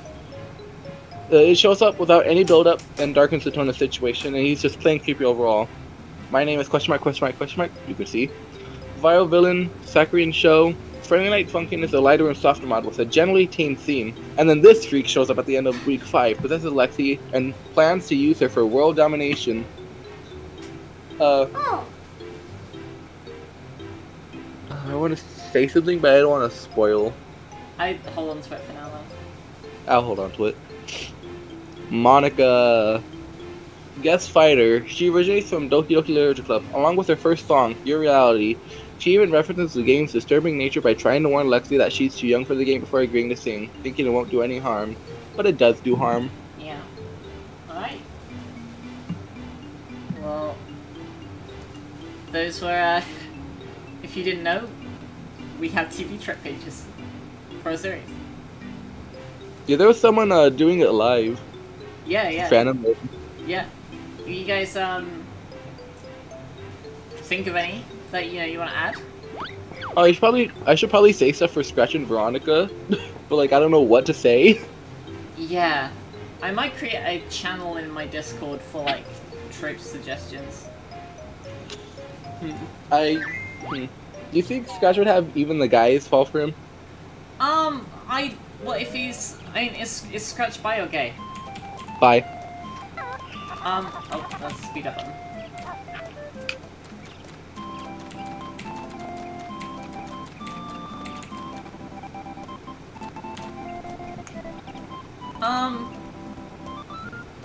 I think for that to be relevant, it would have to be shown that he's had. I'm sorry? Would it have to be shown in the mod, or like, cause like I've shown on my videos that take place in the universe. Somewhere it would have to be shown that he's had like both people going after him. Yeah. You're more cringy than my old animation. Okay, first of all, wrong your. Second of all, then instead of than. Third of all, cringy is misspelled. And Veronica? I honestly don't know what we could put for Veronica. It'd be funny if you just like left it. I mean, she is kind of just there, but... is there one for, like, jealous? Green-eyed monster. Like, she's not jealous, like, normally, but she... It could be green-eyed monster and then played with. Yeah, cause her brother, wants Scratch, but, like, she's worried that he won't spend as much time with her. Yeah. So so that would be green-eyed monster played with. Yeah. And, I don't think I've shown, but she does know Spanish too. Is there like multiple language? Oh, that would be Hidden Depths then. Yeah. Cause she is, Mexican. Oh, is she adopted then? Is she what? Is she adopted? Adopted? Yeah. No. Okay. She doesn't. What? Oh wait, no, never mind. I thought I mixed them up and thought that she was Scratch's brother. No. That's. Yeah. No, I mixed that up in my head. I was like, wait a minute. Yeah. Wait a minute.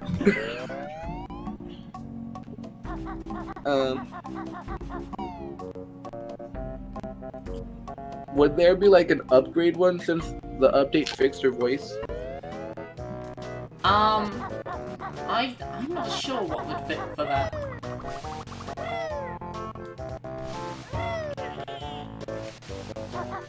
For Scratch, his family is very rich. That's why that's how you can see like all the stuff he has in the background. There's a trick for like money being the best superpower. No, he's very smart. Is there one for that? I believe so. The name is escaping me though. I know there's one for Cause he's already made so many stuff, and he's only 18. He's made so many stuff. Hey, I don't.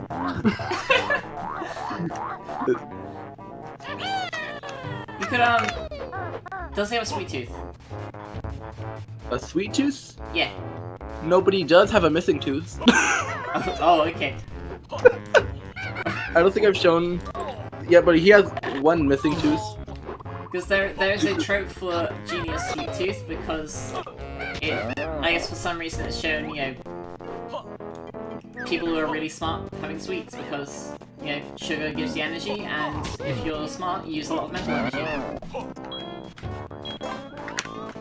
He doesn't really have a sweet tooth, no. Okay, I'm for it.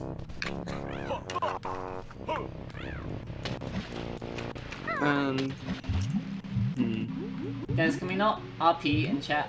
Thank you. I don't want chat to be Among Us roleplay. Thank you. Among Us roleplay? It looks like that's what's happening right now.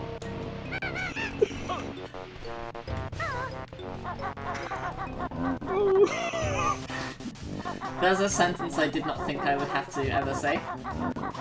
Among Us roleplay in chat. Yeah. I'm gonna put my air conditioning on, it's quite warm. And I think that's it. Yeah. I'm gonna leave the call now. Oh, okay. I'll still be here probably. Alright. Well, thanks for joining. Cool.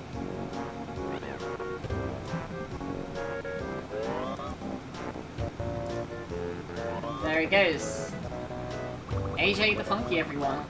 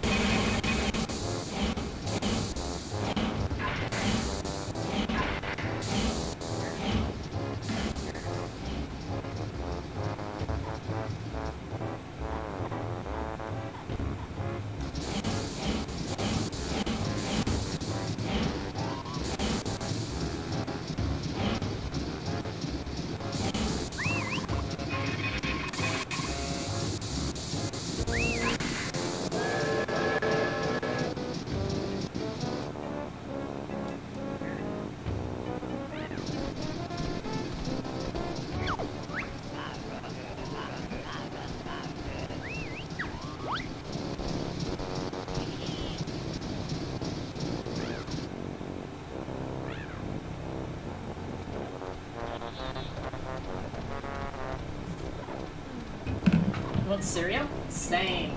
I love cereal.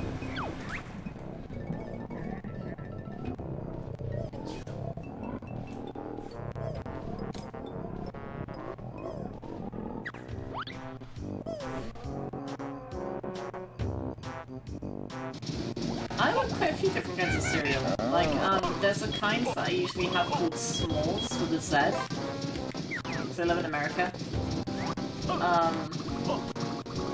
It's got like... I don't know how to describe it. It's very sugary though. And it's very tasty. I like chocolate Frosties as well. As for English cereals, like back in England I used to have... There was a cereal called, Golden Grahams. It used to like Cocoa Pops, the Nesquik cereal, and Golden Nuggets and Cinnamon Grahams were my favourite ones. So when I first came to America and learned about Cinnamon Toast Crunch, it was pretty nice.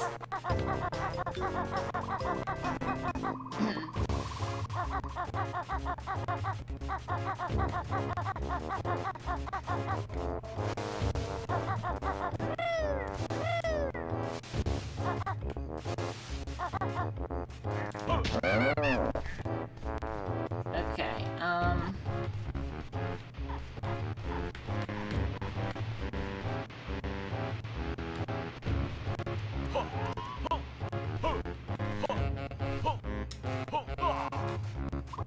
you know what I'm gonna do actually? I'm gonna go to Grunty Industries and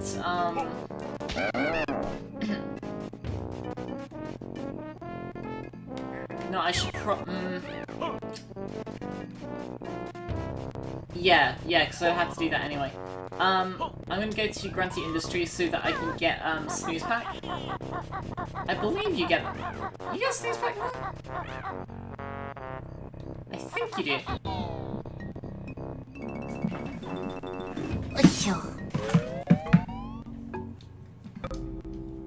I'm gonna go to Grunty Industries to get Snooze Pack so that then we can finish Pterodactyl Land. Because we need to be able to make it past Stomponodon's plains, and you need Snooze Pack for that. Because you need to be able to go there as solo Banjo.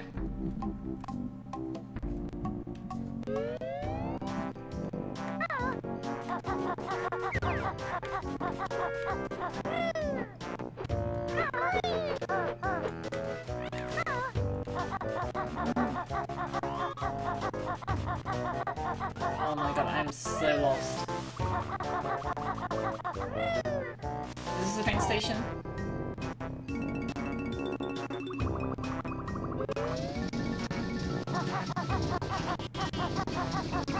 Wait, do I still have the burgers? Oh man, I took the burgers.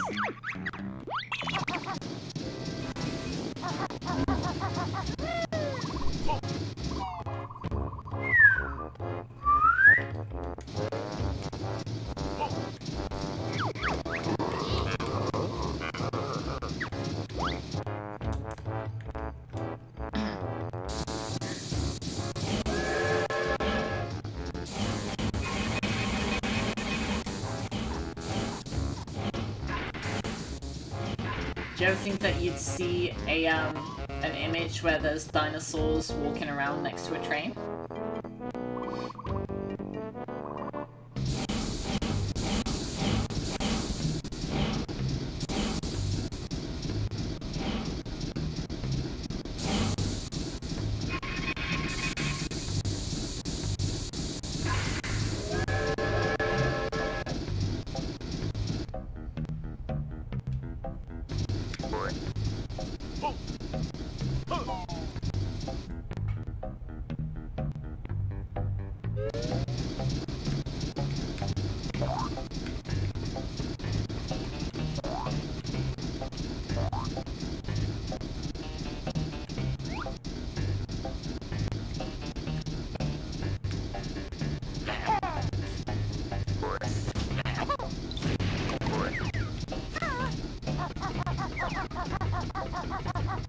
Casually falls asleep in a cool way.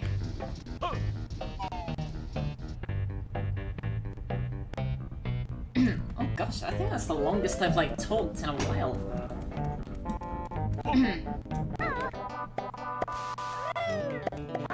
I might have a sore throat tomorrow. It's okay, because I don't usually talk anyway. Hacky picky wacky wacky wacky wacky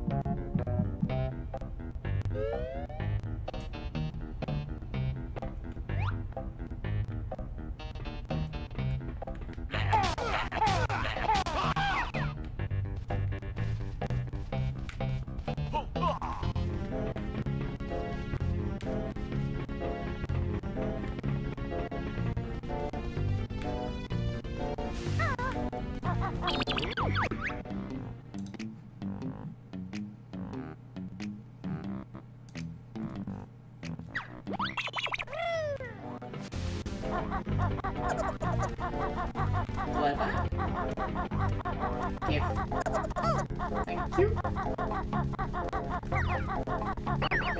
Yay.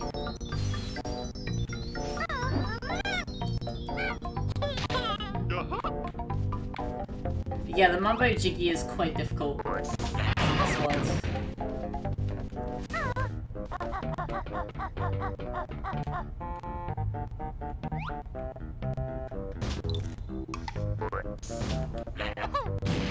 I don't think that's a... You know, there's like a switch that opens this door, right? Yeah.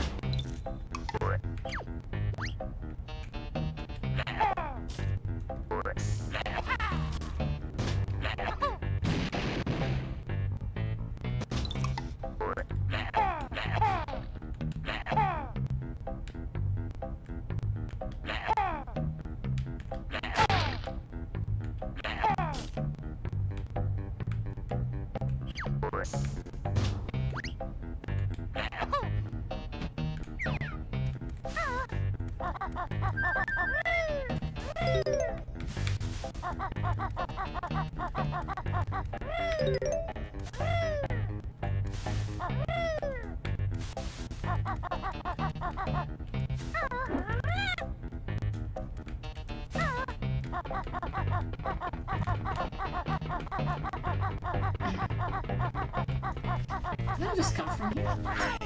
Oh no, I didn't. Okay.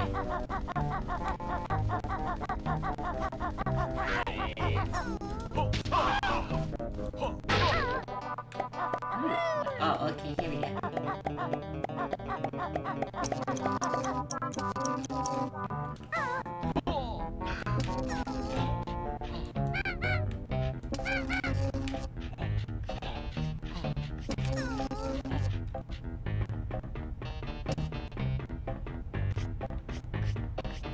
Skivvies. Is that how you get on the roof? No, surely not.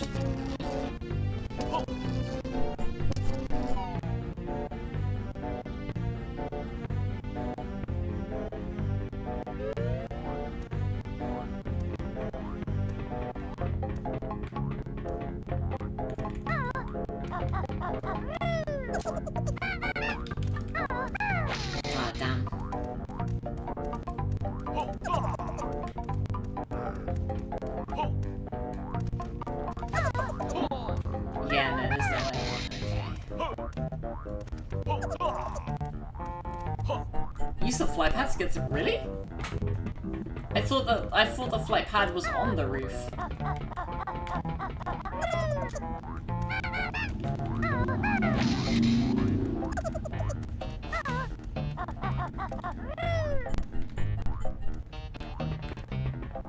Alright, there's a switch somewhere that makes a flight pad appear down below, isn't there? Bruh.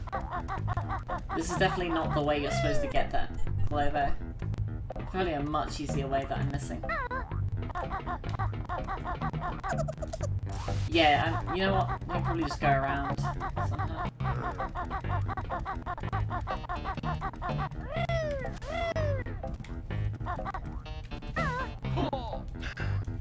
Guys, please stop with the roleplay. Oh,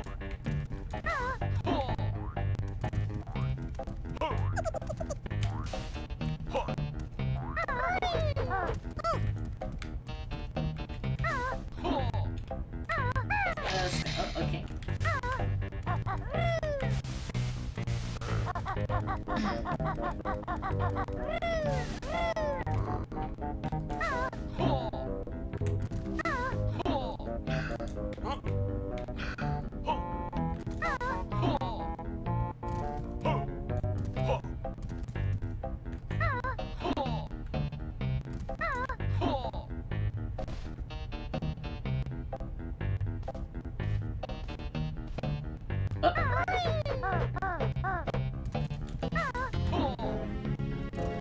Old rubbish.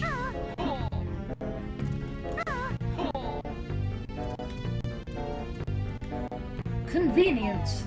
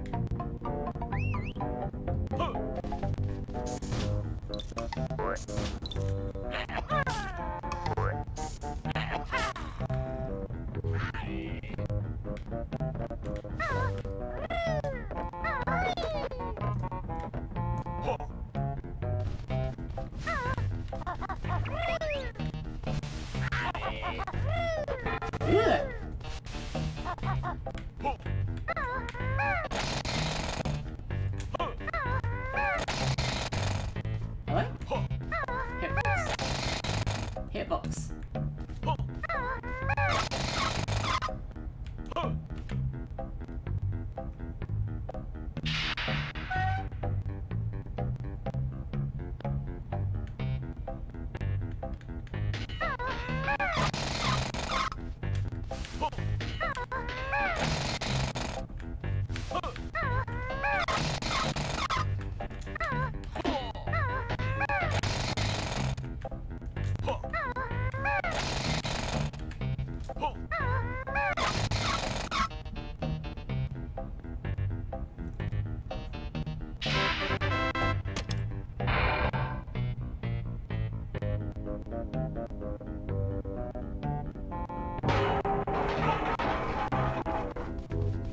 The Red of Angry Birds remaster.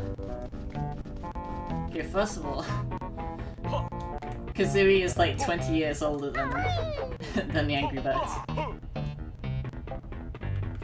See, like, I never played Grunty's Revenge, and I kind of want to.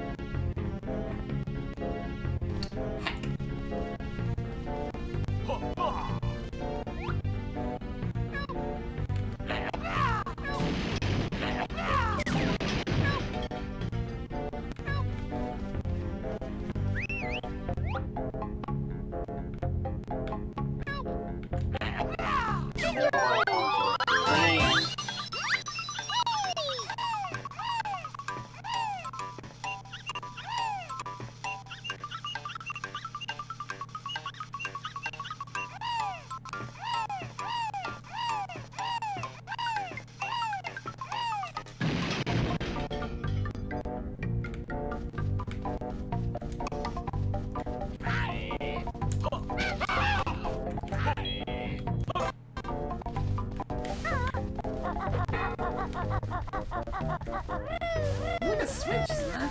Like a door? Ah, here we go.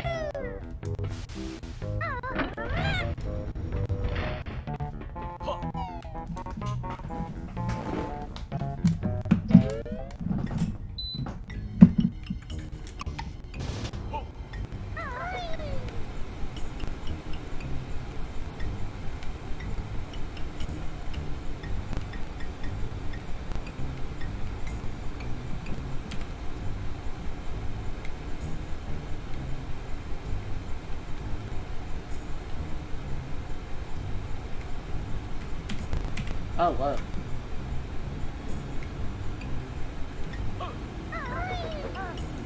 Right.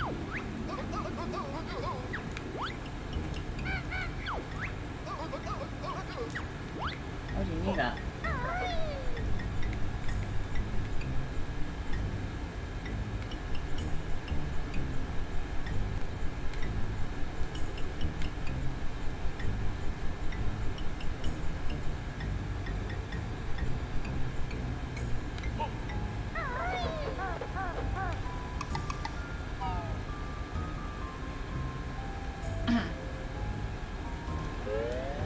AJ was, but he is not anymore.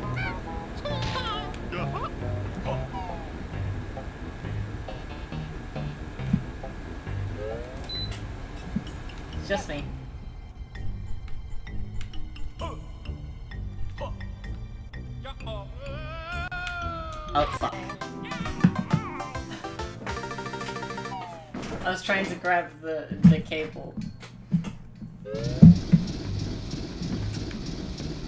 I should have just Wonder Wings, because I learned, like, I never knew, like, for the longest time, I didn't know that you can Wonder Wing, but Wonder Wing negates fall damage. I have never known that.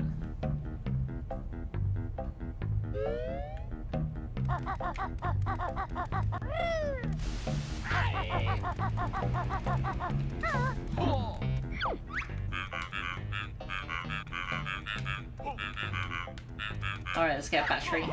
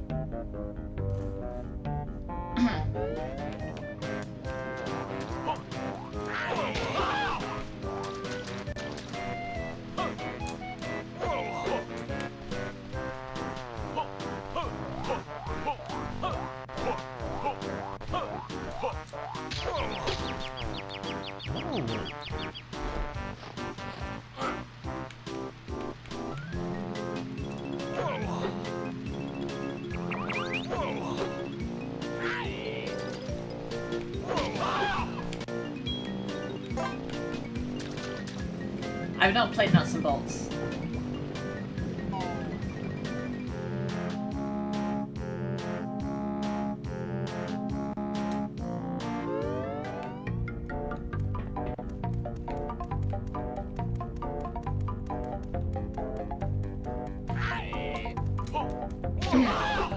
I've got a, there's a B button. No, AJ left. It's just me.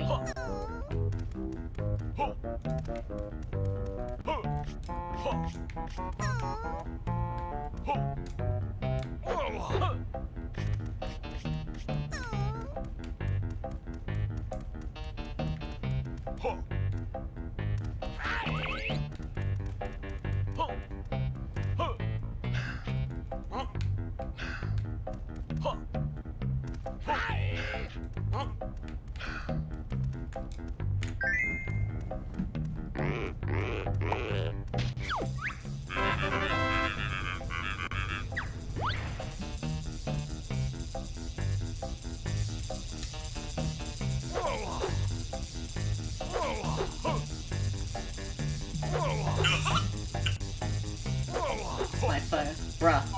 There we go.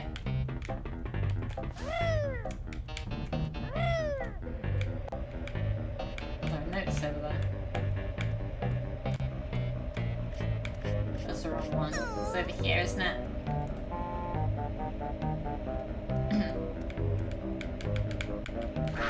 I don't have an Xbox.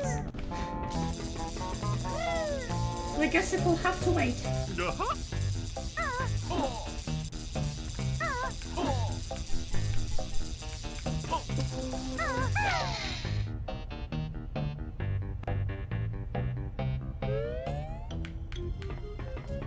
Please tell me that this is where I get,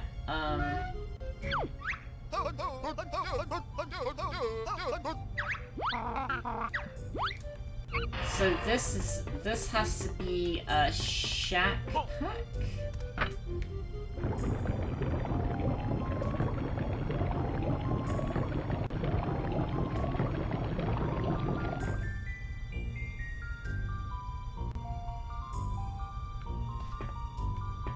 Okay, there's the split up pads.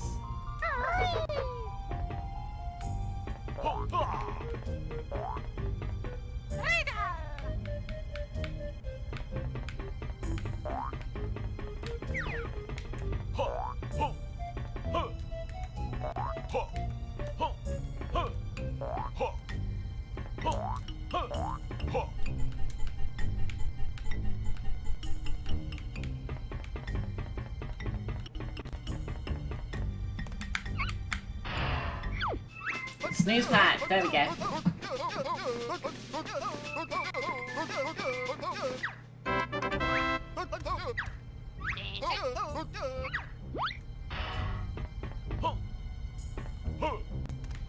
Odd place to give snooze pack, but okay. Oh, those ones get like solo Kazooie up there.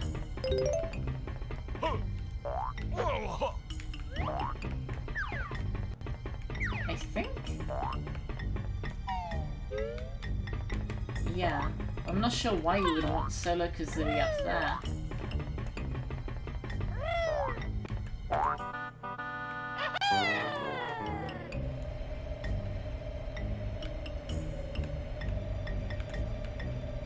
What's in here?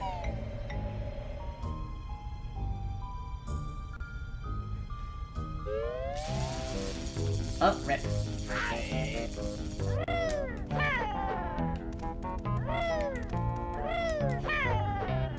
On the 4th floor.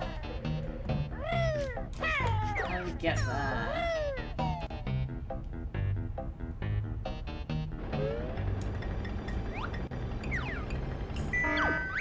Oh, okay, you don't need to power that up.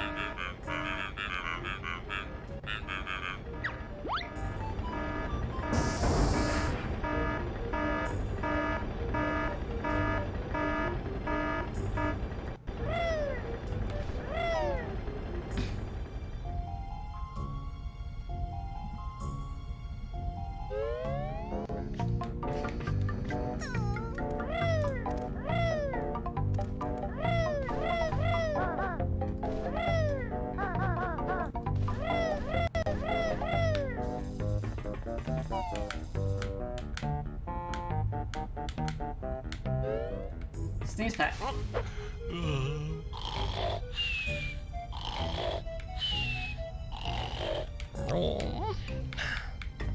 Kazooie's gotta have like an amazing setup in there. With like all the stuff that the Banjo can fit into that bag.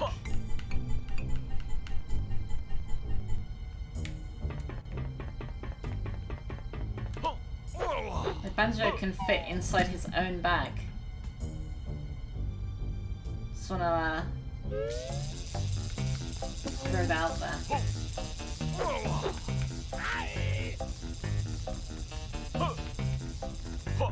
I have full health right now, but like what it's supposed to do is it restores health.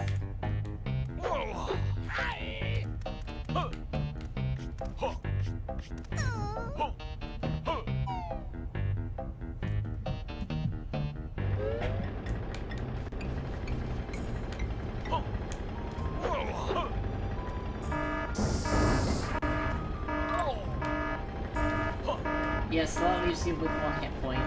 So you go in here.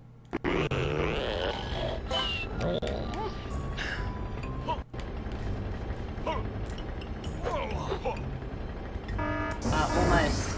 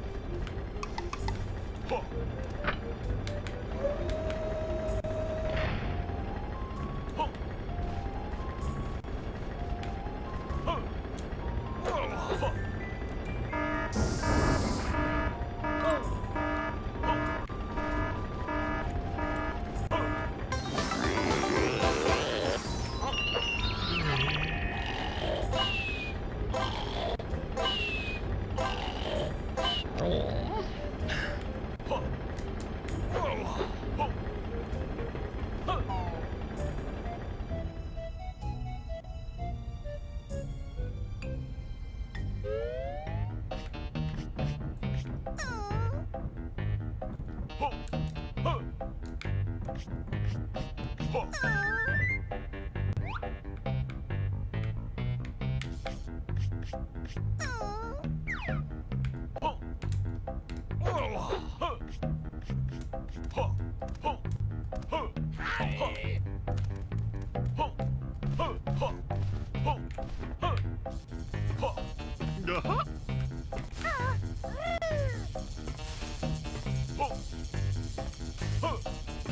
so what we do is...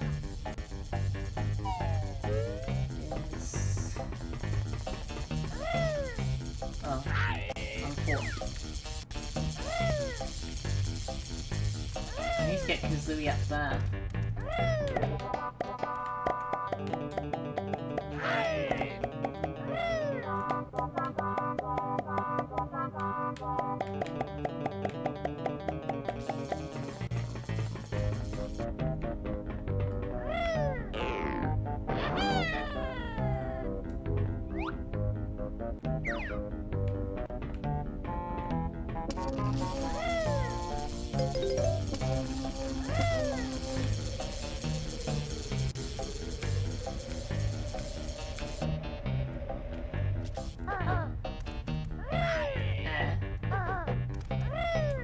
Right, the pie.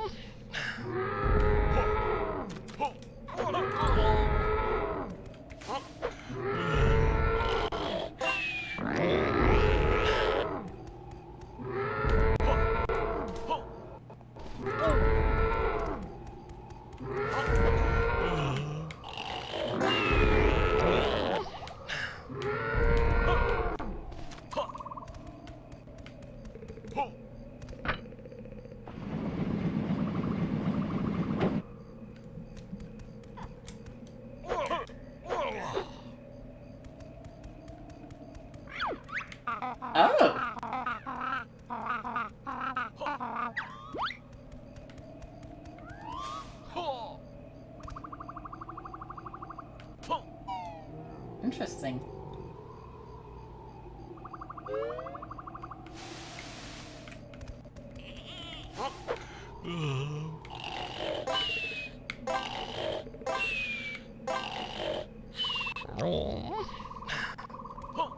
Guh-huh.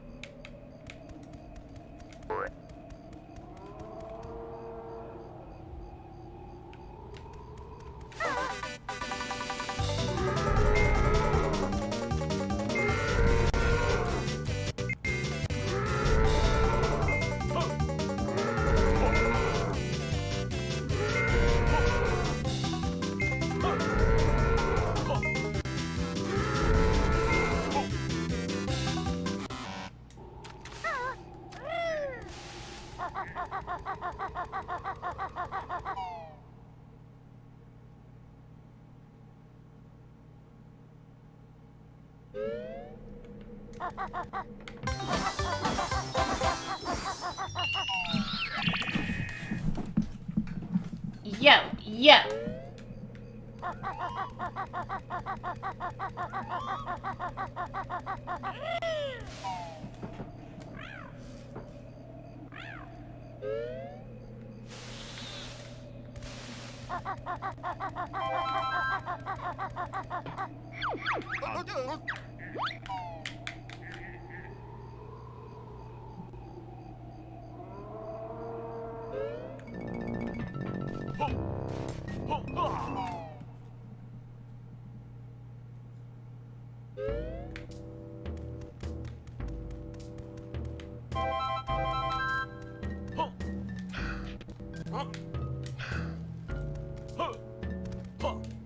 What's going on? That's a good question.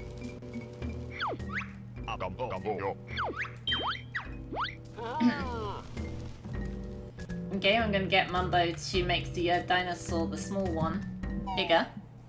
Then we're gonna leave, take the train. No, not the train. You need to get the other dinosaur that's poorly onto the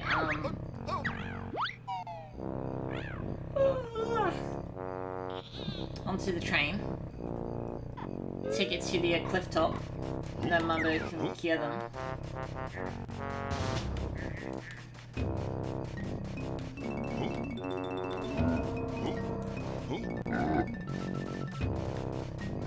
Read about insomnia? Yeah. That's why What am I gonna play after Banjo Tooie? I don't know. Maybe just more FNF. Or Ape Escape 2 would be fun as well. Or Gregory Horror Show. Either of those, I guess. Either Ape Escape 2 or Gregory Horror Show Soul Collector. So I very much enjoy both of those. I'm not sure this is a report.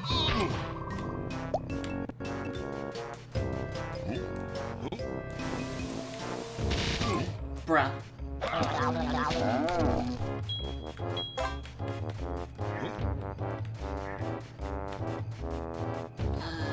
How do I get...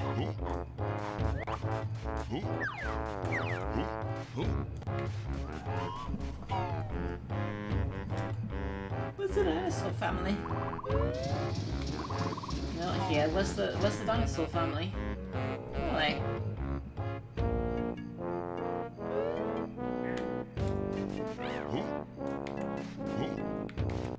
I'm like lost.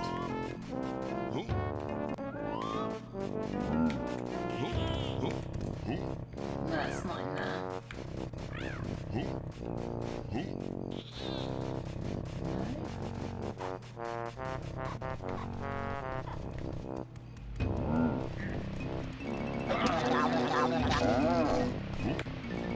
I'm not sure I have insomnia. I'm more,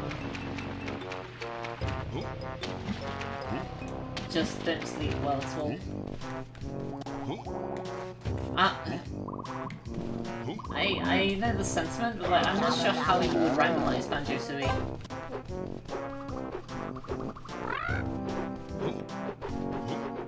Because a lot of the stuff, like, you can get clockworks as early as 14 jiggies, which is what we did this playthrough.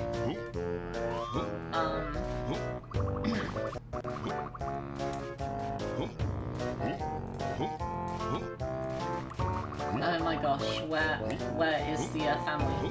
Where is the dinosaur family?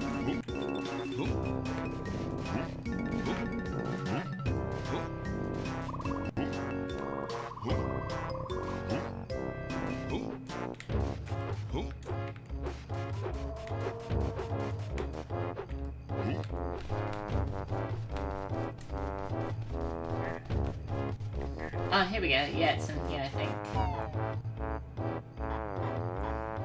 I'm sorry, I don't read Russian. I can't read Russian.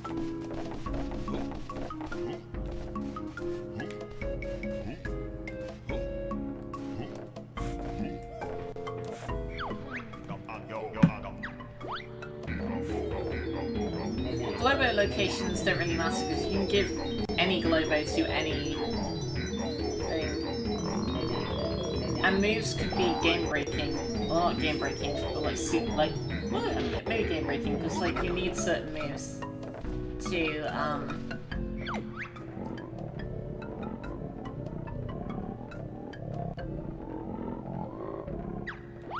oh.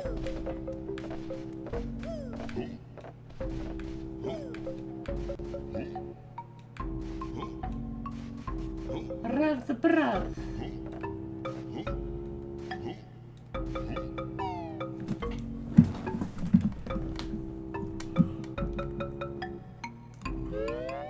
Fun fact,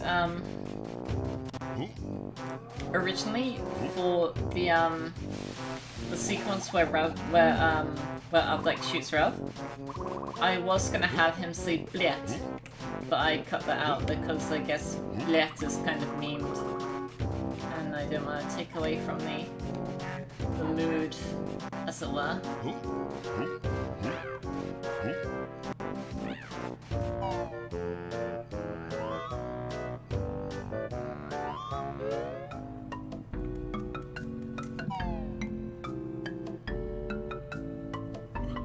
I already played DBLC. I was quite heavily involved in the fandom prior to FNF.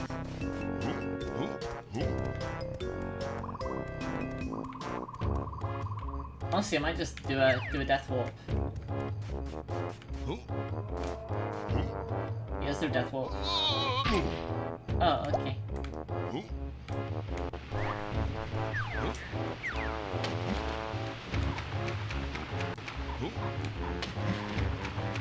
Well, at that point, I'm not sure it would really do much. Yeah, if you get most things from the start.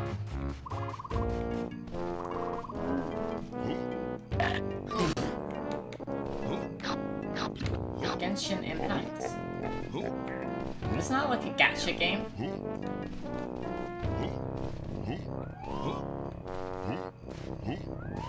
What would be cool?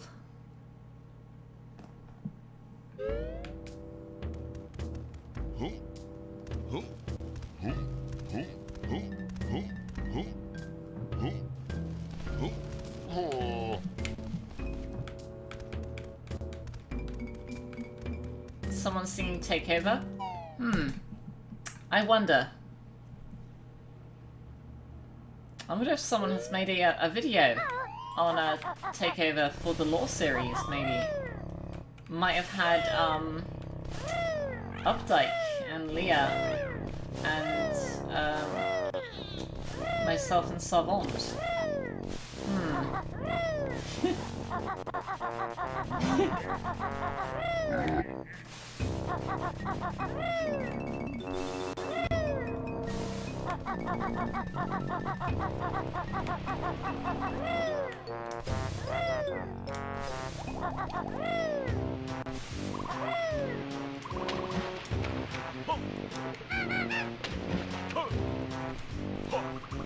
Japanese.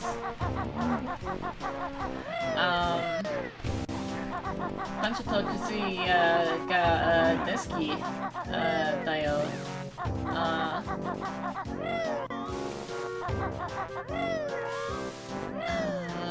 Yakisoba wa totemo oishii desu ne yo. Desu yo ne? Desu yo ne?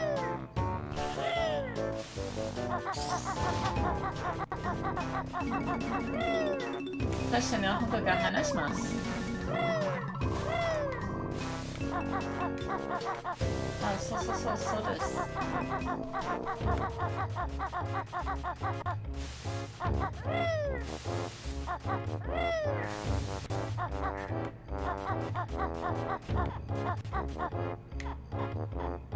Yeah, I'm pretty sure Genshin Impact is a gacha game.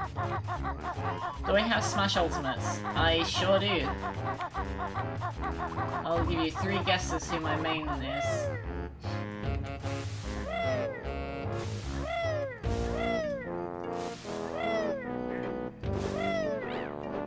Okay, I am struggling. Wait, what am I doing?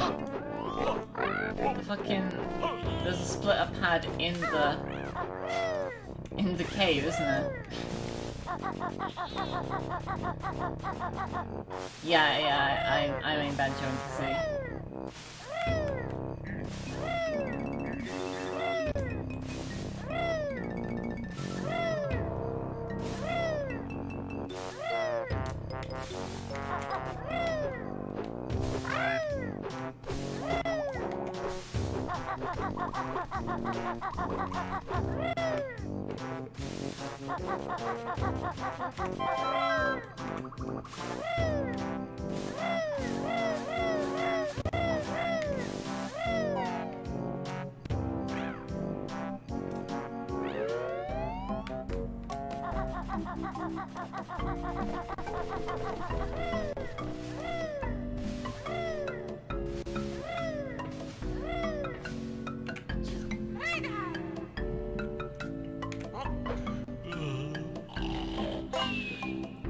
My worst fear.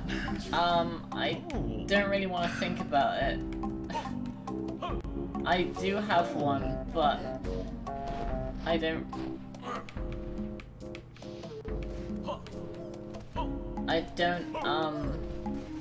like talking about it.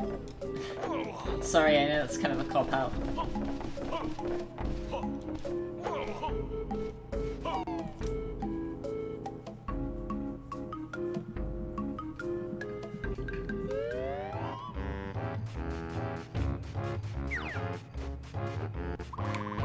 Is an intense phobia though, like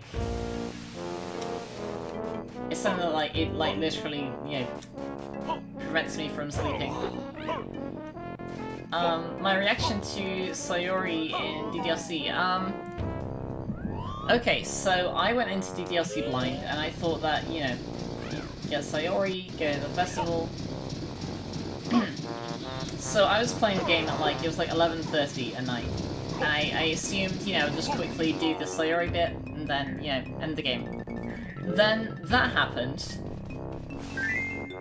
and I couldn't sleep for about 2.5 hours after that. It was about 2:30, like, again, I guess 3 hours. Yeah, so, like, I saw that happen at, like, 11:30, and then I pretty much just sat in bed. Oh, that's convenient. For like 3 hours looking at pictures of Persian cats, because my late cats were both Persians.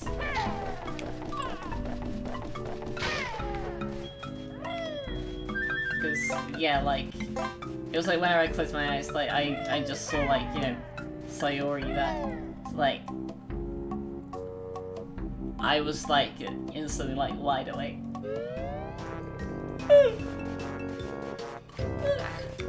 Like, I already have, like, issues getting to bed, too, so... It's like, oh, okay. Good.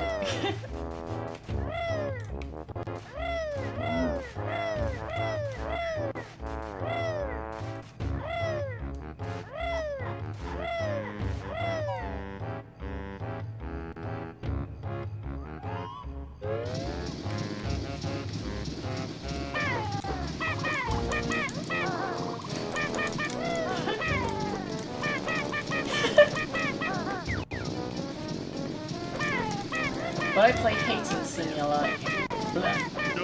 Simulator if they actually make it.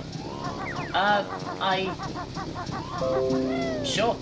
I don't think they would, but I would. I don't think they'd make it like an actual game. But, bruh, ladder? Then again.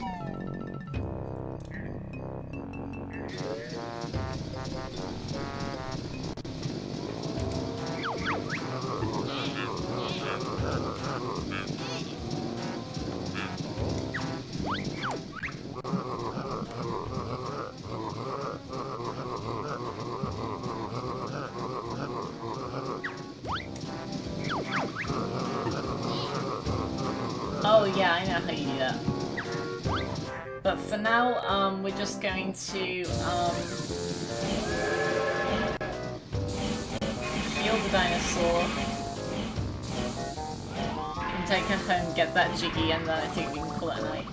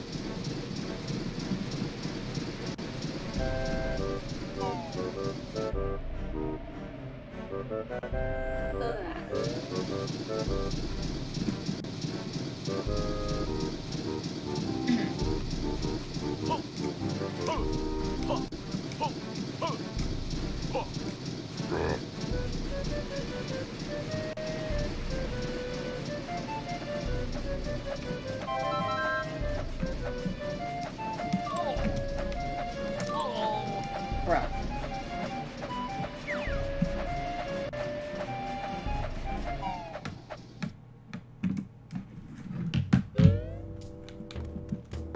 Oh, convenient.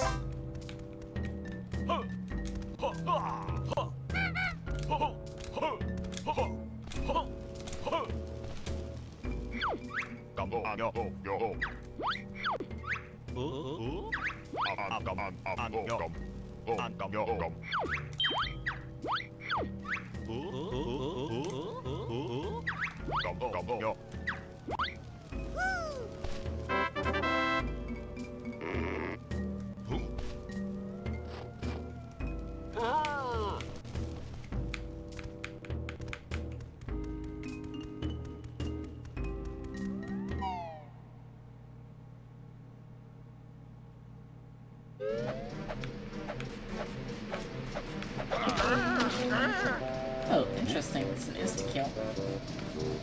It's my favorite Drip Senpai Eclipse Sky. Well, they're both the same character.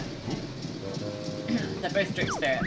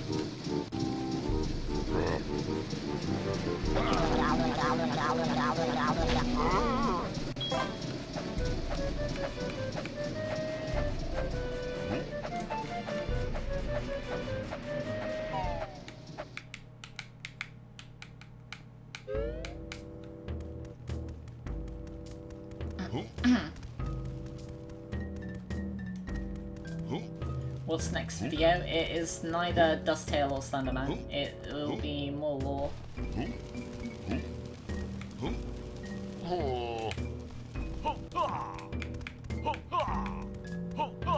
Banjo and Kazooie are my main, Inkling is my secondary, and then Toon Link's tertiary, but I've not played as Toon Link for like ages. I've not played as Inkling either for ages. I pretty much only play as Banjo and Kazooie nowadays. Yeah, wow, like reading that TV Tropes page, like it's like probably the most I've spoken in a long time.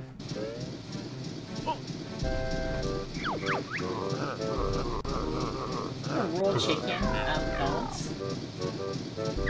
Getting freshly cooked chicken at McDonald's, that's impressive. But also it really sucks that you got raw chicken, because no one gets salmonella. Sorry to hear that. I hope that you raised it as a issue. Wait, hey, don't give me that.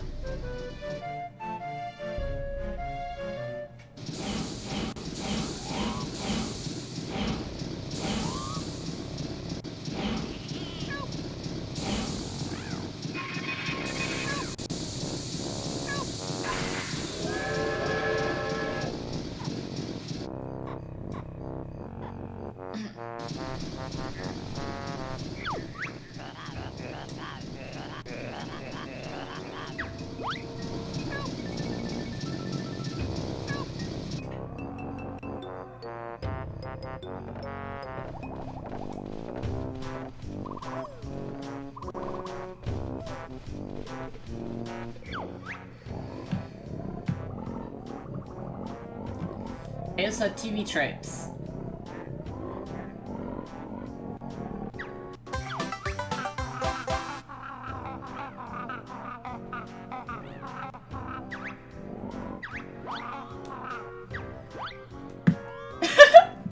I love that. Any chance for another Jiggy? No. Fair enough. Okay, so the other two Jiggies are going to be the eggs and Dippy. So TV Tropes. There's a link to it in the banner up top. Alright, so with that and my gamer chair making weird noises, I'm gonna call it a night, because I need to edit tomorrow's video. So thank you for joining, those who did. If you haven't already, be sure to sub, drop a like, comment, check out my other content.